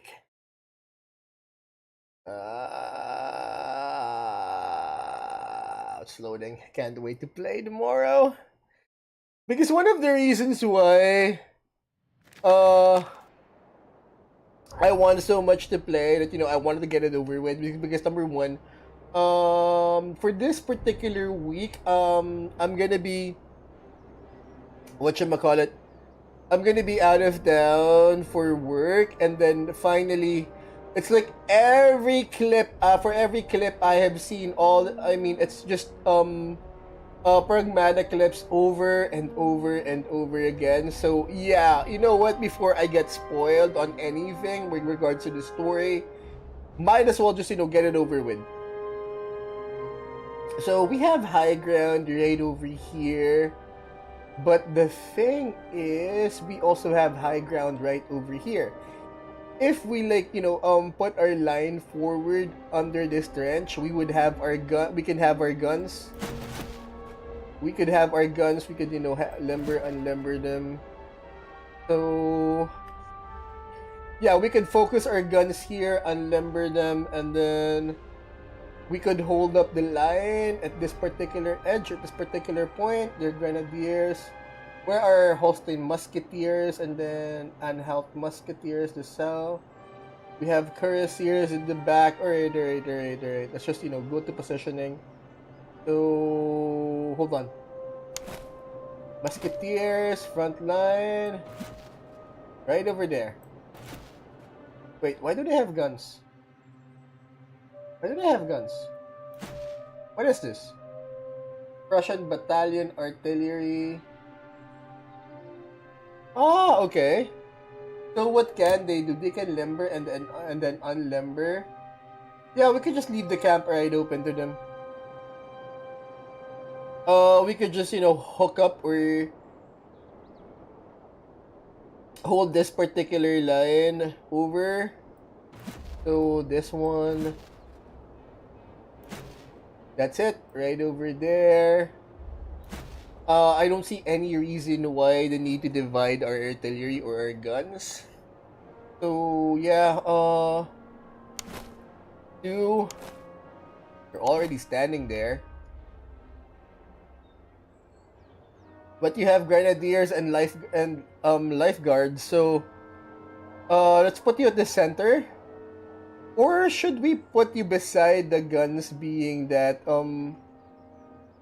you have the most numbers and you're considered to be the elite forces? Let's put them in the flanks.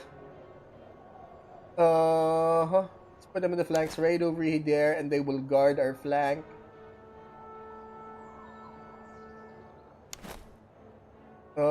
Start as you can, okay? Fast as you can. Then for this guy, you will be centered. No, where's our cavalry? Okay, there you go. There you will be cavalry. And for this guy, yeah, you can guard the right flank right over here. Let's not involve the houses in. I want them in a clear straight path, in a clear straight line. We could get them in. Our cavalry can handle the rest. Oh, everyone cool with the plan? Yeah, everyone's cool with the plan. I mean, if you're not cool, I will charge you with treason. Musketeers, like, how come they're so, like, no, not numerous? And could we actually trust them to hold center? I mean, their right flank is gonna be reinforced. We could always back them with cavalry, but what is our cavalry here? We have your cuirassiers, basic, alright, cuirassiers. And then hussars, alright, and then finally you have dragoons. My only complaint is how come dragoons, like, how come they can't dismount? Because in Total War, they can dismount, and you know, by definition, dragoons, well, apart from following Doki Bird, what they do is that they basically dismount. They're basically mounted infantry in a sense that they ride to battle, but they don't ride in battle. They basically dismount and then fight as infantry. But here, they're more like, they're considered to be more like mounted, mounted skirmishers or something. Anyways, they're right over there. Our right flank's a bit weak, to be honest, so let's just keep away from the houses and then leave the cavalry as some sort of a surprise. Anyways, that should do it. Yeah, let's deploy. See if we can take this. Run.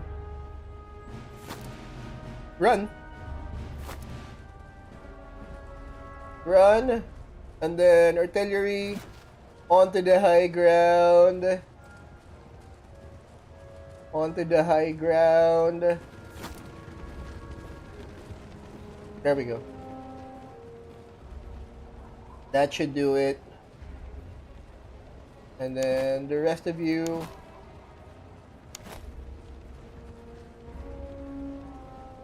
this is going to be our thing. Officer Corps right here. Then let's run up the cavalry in the middle of camp. Rush! Russian, gentlemen, Russian! Double quick time! Up, up! Hurry up! Hurry up! Center is going to come in. We're definitely going to lose the fight on the high ground on this one, but you know what? Let them have it. Alright, so just put it like this, so. But we might be able to take it. Question is, where is their cavalry? Do we actually have eyes on their cavalry? I don't think so. They only have like 1, 2, 3, 4. What are they doing? You know what? If they're not moving, I don't think they're moving. I think they're expecting us to take the initiative. Are they moving? Do we have range? Let's find out. Let's find out if they have range. Alright, gents. Unlimber them guns. Wait, did I touch like anything? Unlimber them guns. Unlimber. Unlimber. Wait, what did I do? Unlimber them guns, gents. Unlimber them guns. Oh, wait, hold on. There we go. My bad, my bad. Crap, come on. Something always happens.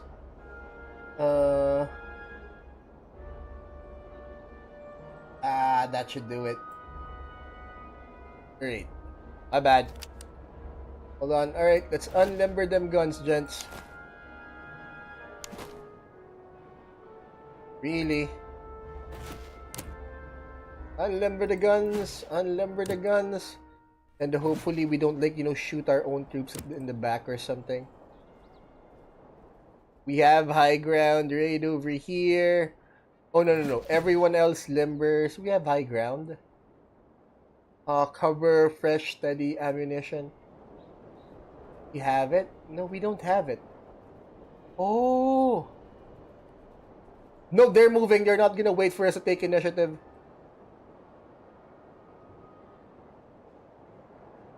They're not waiting for us to take initiative. Yep. Same. You know what? Let them have it. My only, complaint about this particular game is it doesn't give out any grades. Like, how exactly did I do in this particular battle? At least, give us some casualty reports. Alright, they're in range. Who is this in range? Alright, they've got skirmishers. Not so bad. Alright, Austrian, veteran fusiliers. Those grenadiers are gonna be trouble, but at least let's, whittle down. Yeah, let's aim for the center. Let's aim for the center. And hopefully we're not, killing our men in the back. I think we still have the high ground. Let's aim for the center in this one.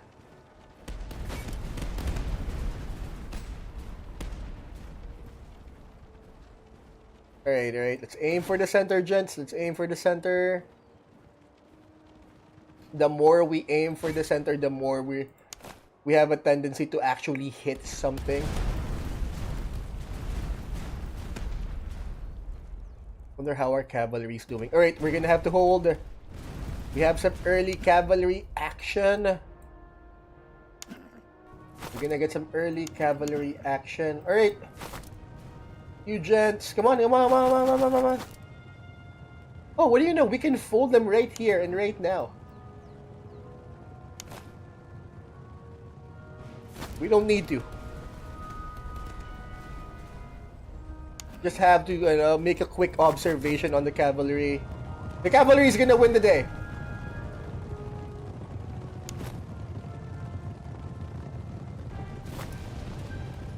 There we go. We got him. Contact!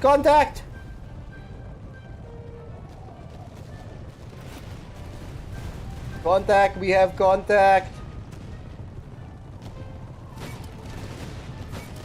Get on the hussars, gents. Get on the hussars. We'll be fine. The cavalry will carry today. We'll carry the day.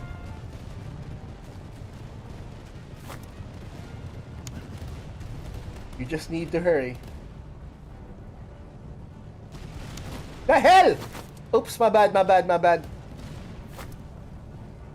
Maintain this line and run!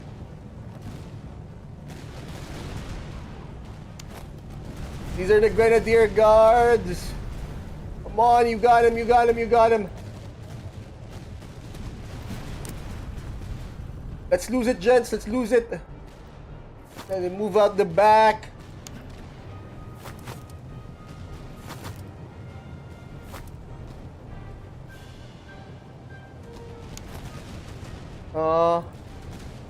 Grenade! You don't have any grenade.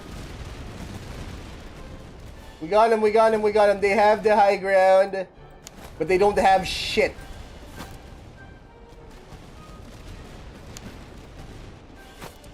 We don't have shit. It's all in the right flank.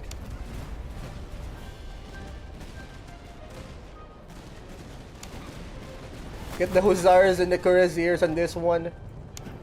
Fire!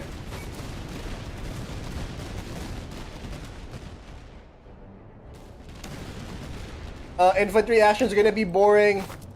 They're gonna hold everything, get more grenades in.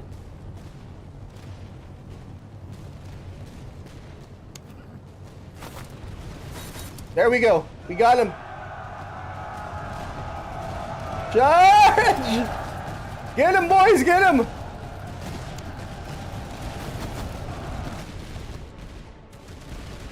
Got him, we got him, we got him. What the hell?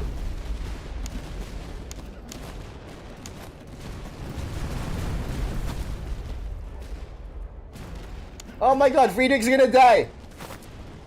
What the hell? How come they folded?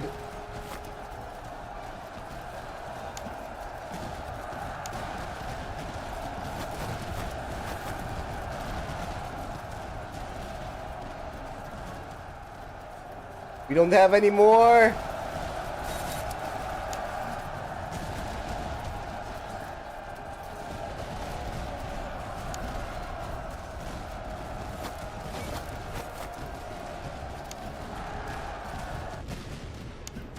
Officer killed! Whose officer got killed?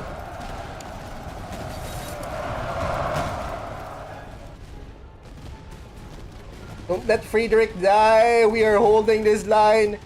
Alright! We can start folding it in, gents. Let's start folding it in.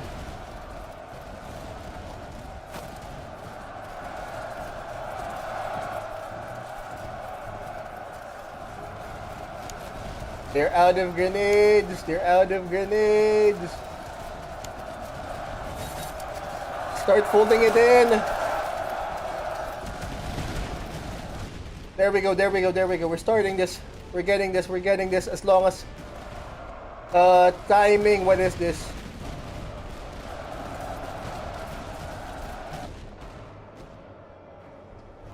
Make sure we don't have, like, you know, give him time to recover. Friedrich's still alive. Alright, let's fold it in. My bad, my bad, my bad. Rene!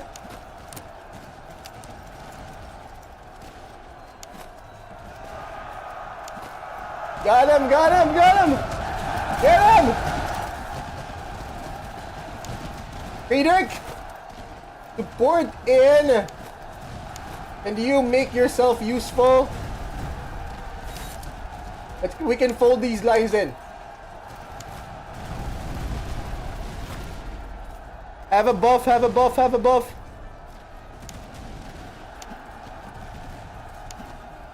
Okay. Timing needs to be impeccable on this one. Are they done? Grenzar Hussars. Our cavalry is basically folded in on this right flank. What happened?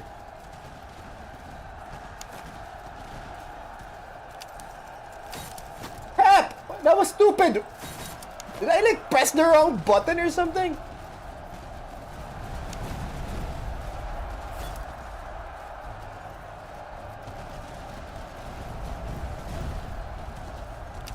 What's going on? Dodge!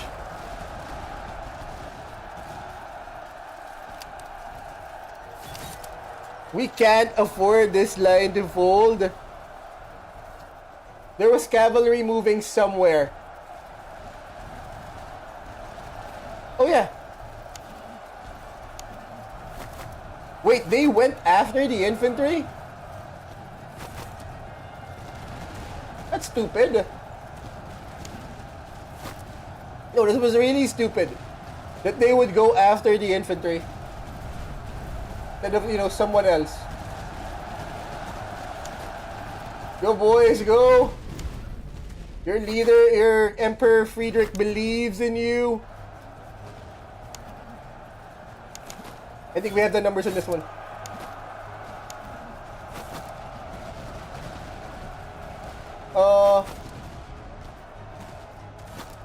Let's not give their reason for their guns to limber up. See, this is the thing. Like, one of the best things I like about Total War is basically watching the duels, but I know it's a grand battle and everything, and we lost our center. It's fine, it's fine, it's cool, it's cool. We don't, as long as we can fold in our center, as long as we can fold in our flanks, we should be good. Because this is the only thing they have left. We have the numbers.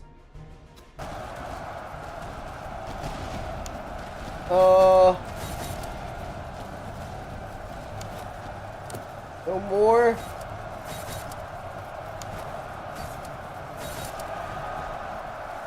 We have their rear.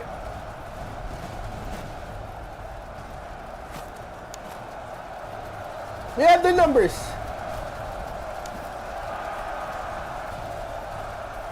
Stupid of them to actually, you know, get in.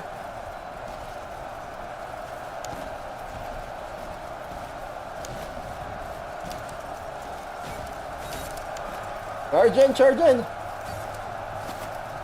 There we go.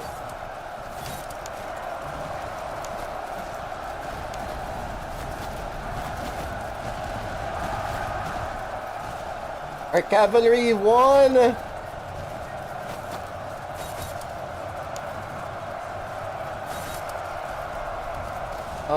Who's the third one? Not ours. That is not ours. Where's Friedrich? Where is Friedrich? Friedrich, you alive? Yeah! Go! Hopefully, the only thing that would, like, you know, get us in trouble right now is if Friedrich dies or something. No, Friedrich is really Friedrich von something.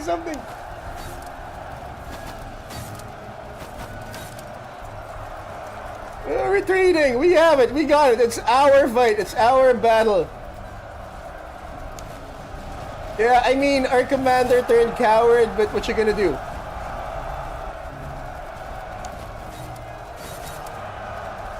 Yeah. Yeah, there we go. We got cover.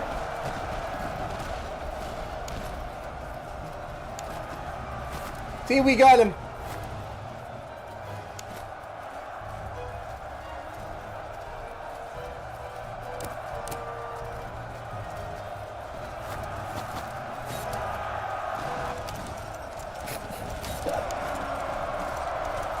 Stuck in those bayonets, boys. No!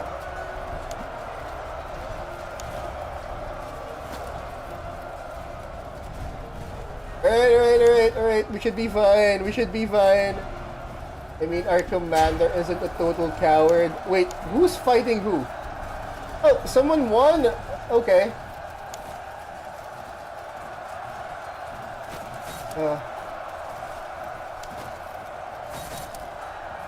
At a certain point, it's like every fight in this game turns into a scrum. No, we're losing! Oh my god! Oh my god! I thought we had it! I thought we had it! But we sort of got careless. This one's on me! Alright. Officer got killed. Alright, we got it.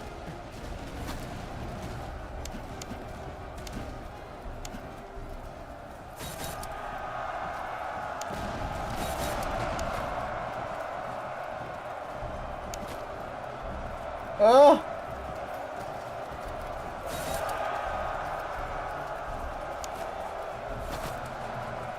Where is everyone else?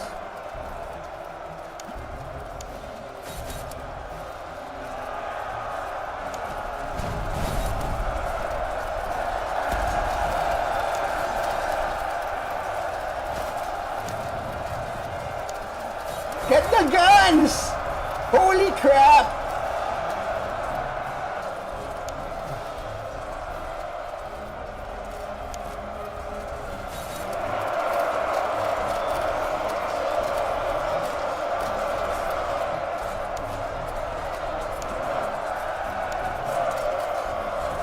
Creator man!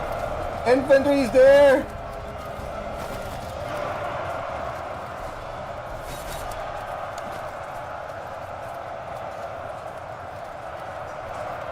I know you're tired, but suck it up! We have a battle to win!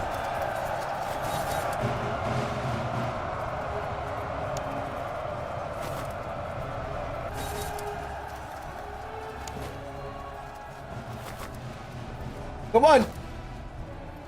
Let's mop this whole thing up!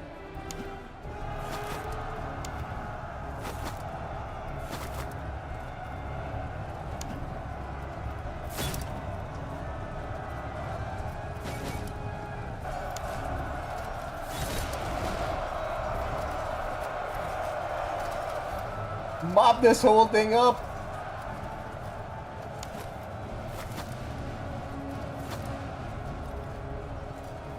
They retreating? What do we have?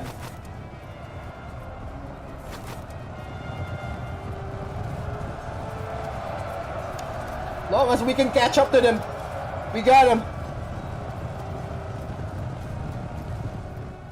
Ah, what a mess! This is not how battles are meant to be. As soon as that center line folded, I knew we had like trouble.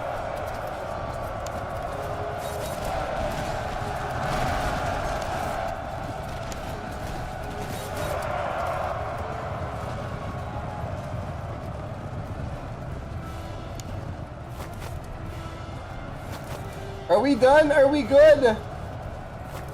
Oh, the guns are still there. No wonder they're still rallying. The guns survived. Alright, no wonder everyone's still rallying. Alright, rally to me, gents. Rally to me. We have taken initiative, but the problem is, as long as those guns are alive, we will have no peace. Alright, let the infantry take care of the infantry. Let the infantry take care of the infantry, but... And we can get him. Run, boys, run!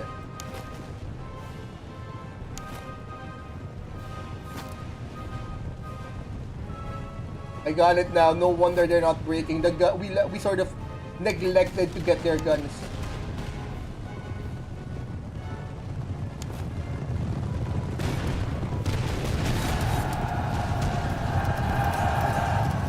Make sure they do not reform.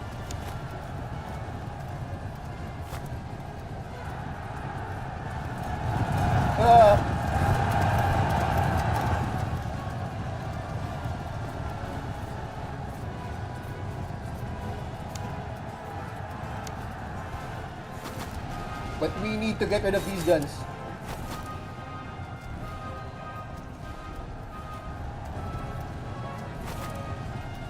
No, they're shattered.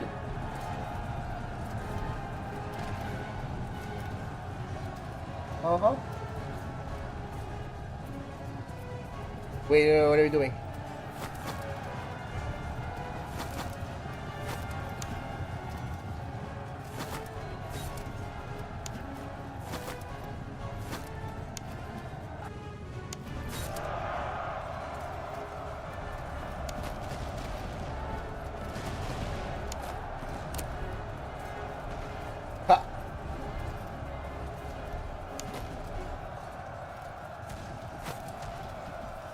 Who else is reforming? Oh, we have a victory. See, no grades, so I'm not really sure how well I did. But it was a cluster. It was a cluster frick of a battle. Alright. Alright, what's next? Gott half mir vorzüglich bei Hohenfriedberg. Ich erhoffte mir, dass die Österreicher den So Frieden they haven't sued for peace wie sie es vor despite 3 our Jahren victory. bei Alright, got it. Otto taten. Jedoch bleibt ihr Schweigen laut.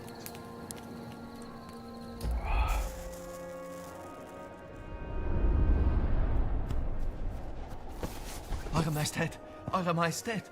Österreichische Truppen besetzen die umliegenden Hügel. Sie versuchen uns anzukreisen. So they have Regiment, reinforcement. bereitet euch für ein sofortiges Gefecht vor. Wir müssen ihre Linie durchbrechen, bevor die Falle zuschnappt. Fire! Yeah, let's go, boys. Hopefully we win this one. Let's go. What are we doing? What's happening? Is it loading? We're full up. We're full up. We have the same army right here, right now. So, they're definitely gonna come in. They're definitely gonna come in. We tried to be dynamic like last battle, but what can we do at this point? So where's the artillery? Hold on. Let me adjust. Yes, there we go. Made that adjustment. But what can we do at this point? Why is the horse doing the talking? Alright, boys, the Grenadier Guards, at least we had replacements and everything, but anyways, yeah, this is as good as it's gonna be, except our horses. But we have veteran troops now, right? So, let's mount it up right there, and run, gents, run. We don't have time for any of this. Run, gents, run. Question is, what about these two? Put them here. We had a lot of misclicks on the last battle, so hopefully for this one, it's gonna be cleaner. What is this? Alright. Hopefully for this one, it's gonna be cleaner. We can start folding them in as long as our, like, you know, center holds. So far, I think the only one, yeah. So long as our center holds, I think our cavalry would do a good job this time. Let's keep Friedrich where he's needed. Alright, boys. Artillery, unlimber.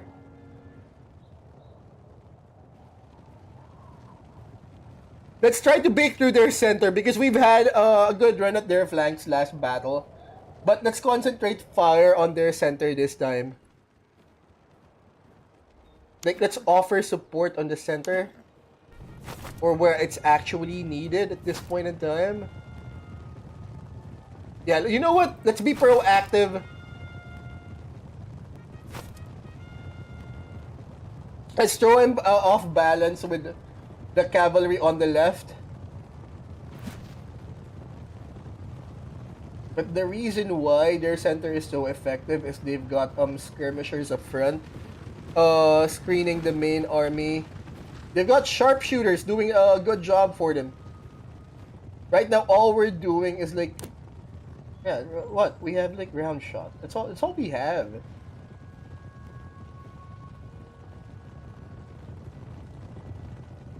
Let's offer some support this time on the left. We're a bit skewed, so let's do this.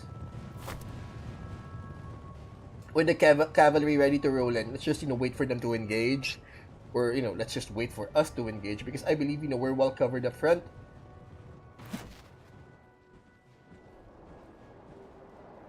There's no attack ground motion because in Total War you could always attack ground and, you know, you'd be lucky to score off a hit or something. Hey, come on, boys.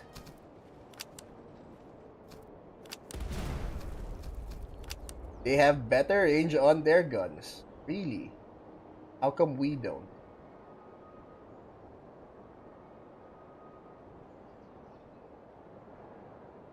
Be proactive. Yeah.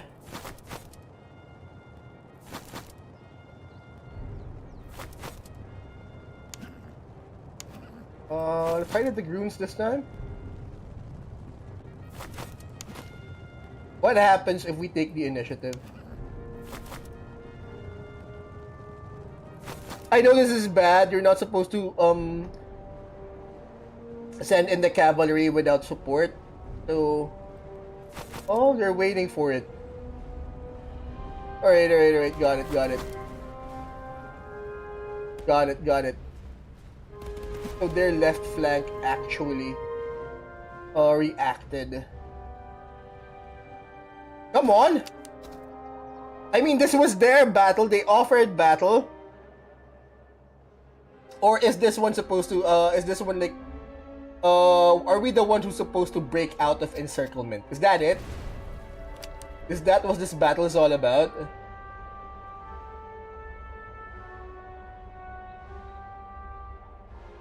Yeah, you know what? Fine. Let's take initiative on the left flank. Who's this? Right. Take your infantry to the right. Let's support them with cavalry. See what happens. See how they react.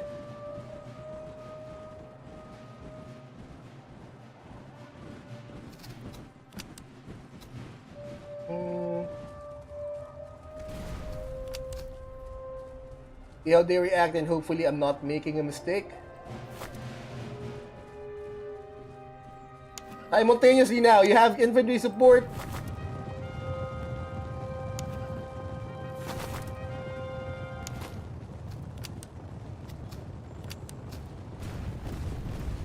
There you go. We have contact on the right.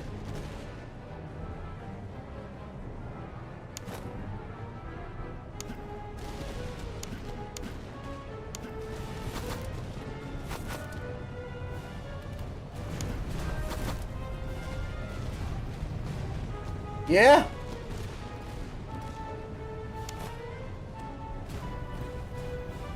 They've got high ground, but let's take them on the left, boys. Let's take them on the left. While they're scattered now. Fire! Come on, Friedrich.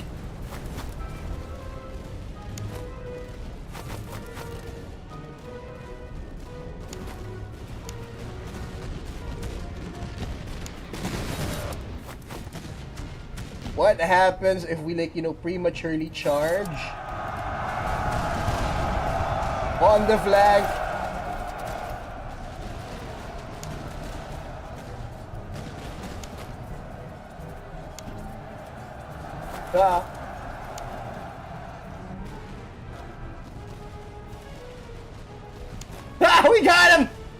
We got him! We got him!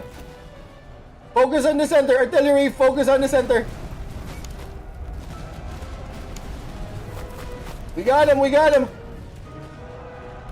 Let's make him beg for it.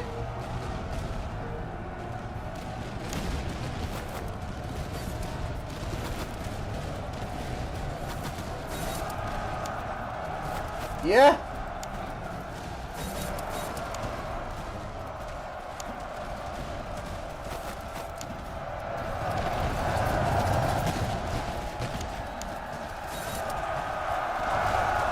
Take the rear, gents! Take the rear! We got him!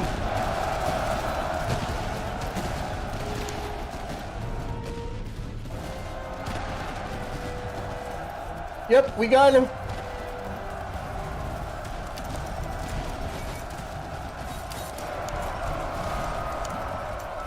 Alright, cavalry's done its job! We've folded in their flanks. Let's fold it in. We got him. Ah! Hold up. Let's just pause this one. There we go. Alright. Cavalry's done a great job. They lost advantage. Alright. Let's fold it in, gents. Let's fold it in. Cavalry will help wherever it's necessary.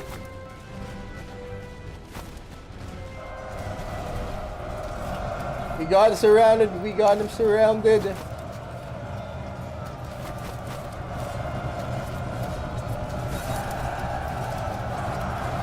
Ah!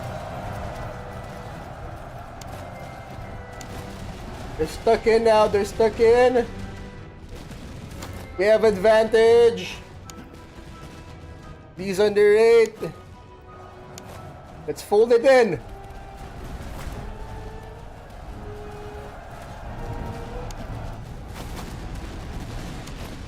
Let's not get too excited. The battle is ours.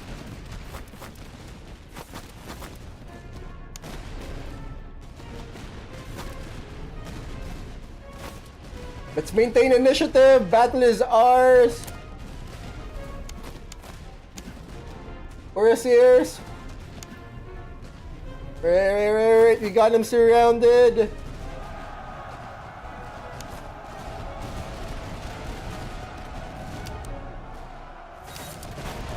Yeah! They don't have it.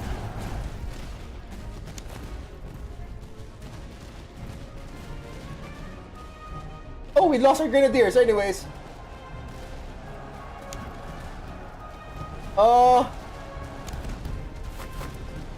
Let's fold them up. Right over there.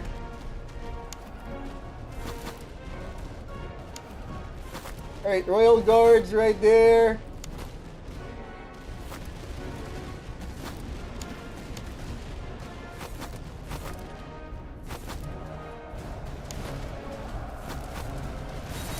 Alright. That was weird, but let's take them guns. I learned that tactic that, you know, no cavalry charge will ever take down a well-formed infantry thanks to Bernard Cornwell and the whole Sharp series. We caught them while reloading! We caught them while reloading! We caught them while reloading!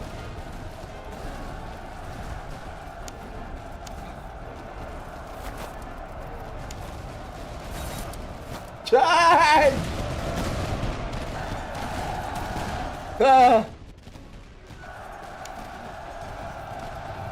They're not gonna stand up against it. Oh no, Friedrich's turned tail again.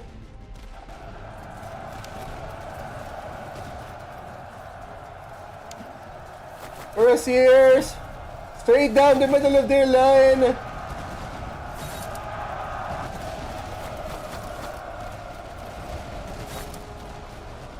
We got them, we caught them while at reload.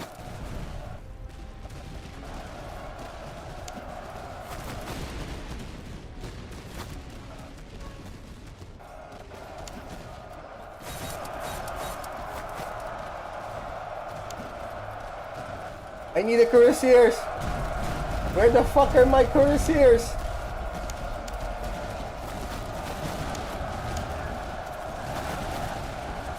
Cuirassiers over here, take the center.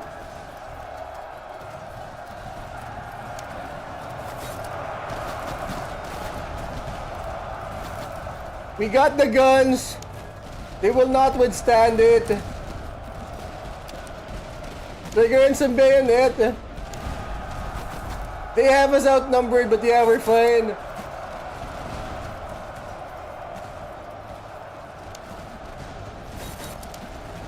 There we go, got him. Alright. We're being folded. We're being folded unless and until we have some reinforcements now. No! Crap, where is everyone?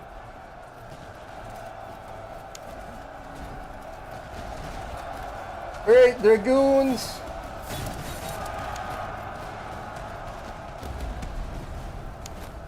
It's alright. We're fine. Crap. We definitely did not have the numbers this time. Friedrich, get back there. Rally your men.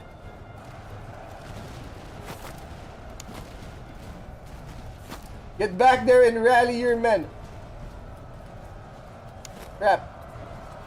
Crap, crap, crap, crap, crap, crap, crap, crap, crap.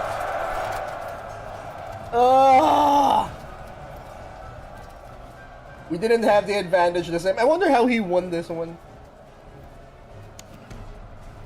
Alright.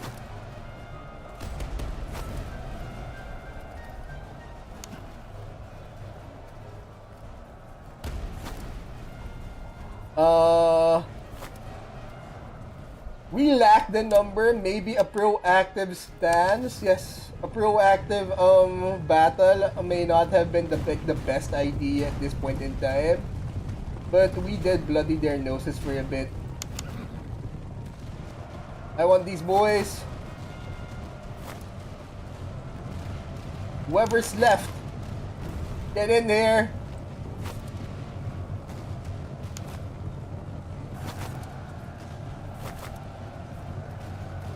Come on, boys. We are reforming. We can take this. We still have our guns. We have actually, we don't have any more advantage. We're just here. We just need to take them guns, alright?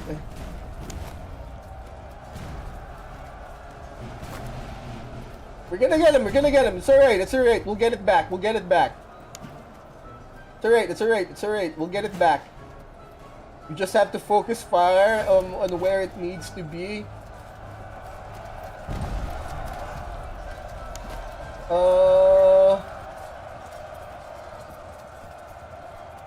Hold up.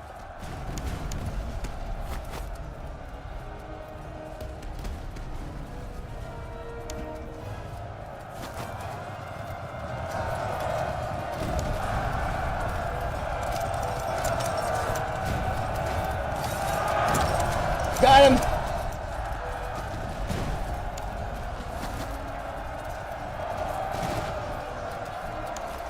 Who are they firing at?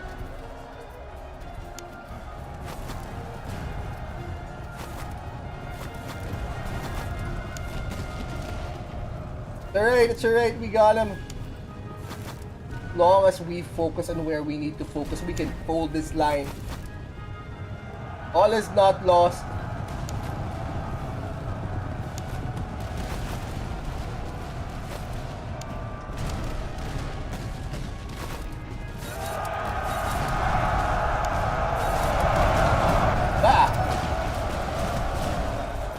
Where is Friedrich?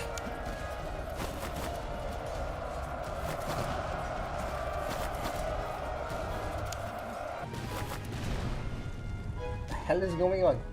Why is everyone folding? Friedrich, get back in line!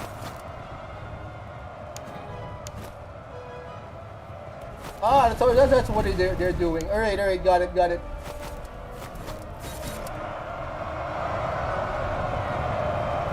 Got him! Infantry, get in there!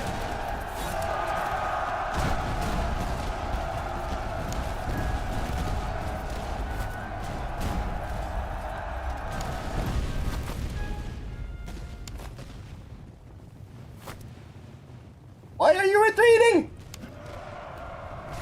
Why are you routing?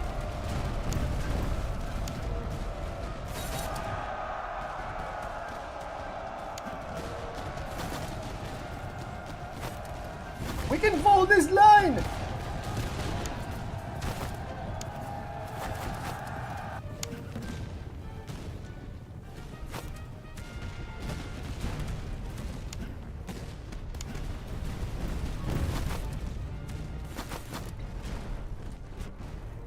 Do we have anyone else?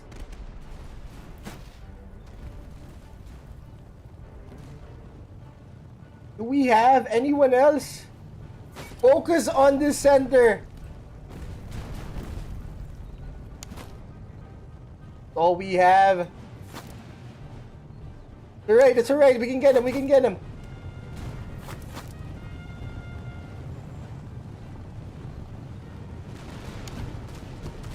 Phoenix is just gonna have to come up with a bit of leadership.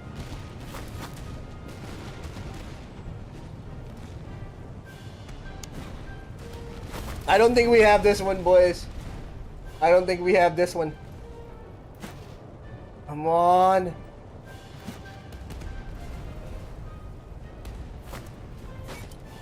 Come on.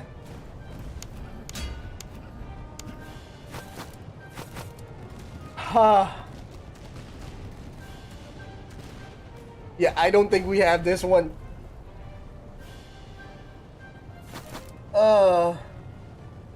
Alright, I don't think we're gonna fold them, boys. We'll get them next time. Anyways, you guys, again, thank you so much for joining me today. Time to tag it in. I'll see you all tomorrow. We're gonna be playing Pragmata again. Like it if you do, and subscribe. Friedrich knows we need it. Alright, I'll see you all tomorrow, okay? Bye! Oh, and guys, thank you, alright, for just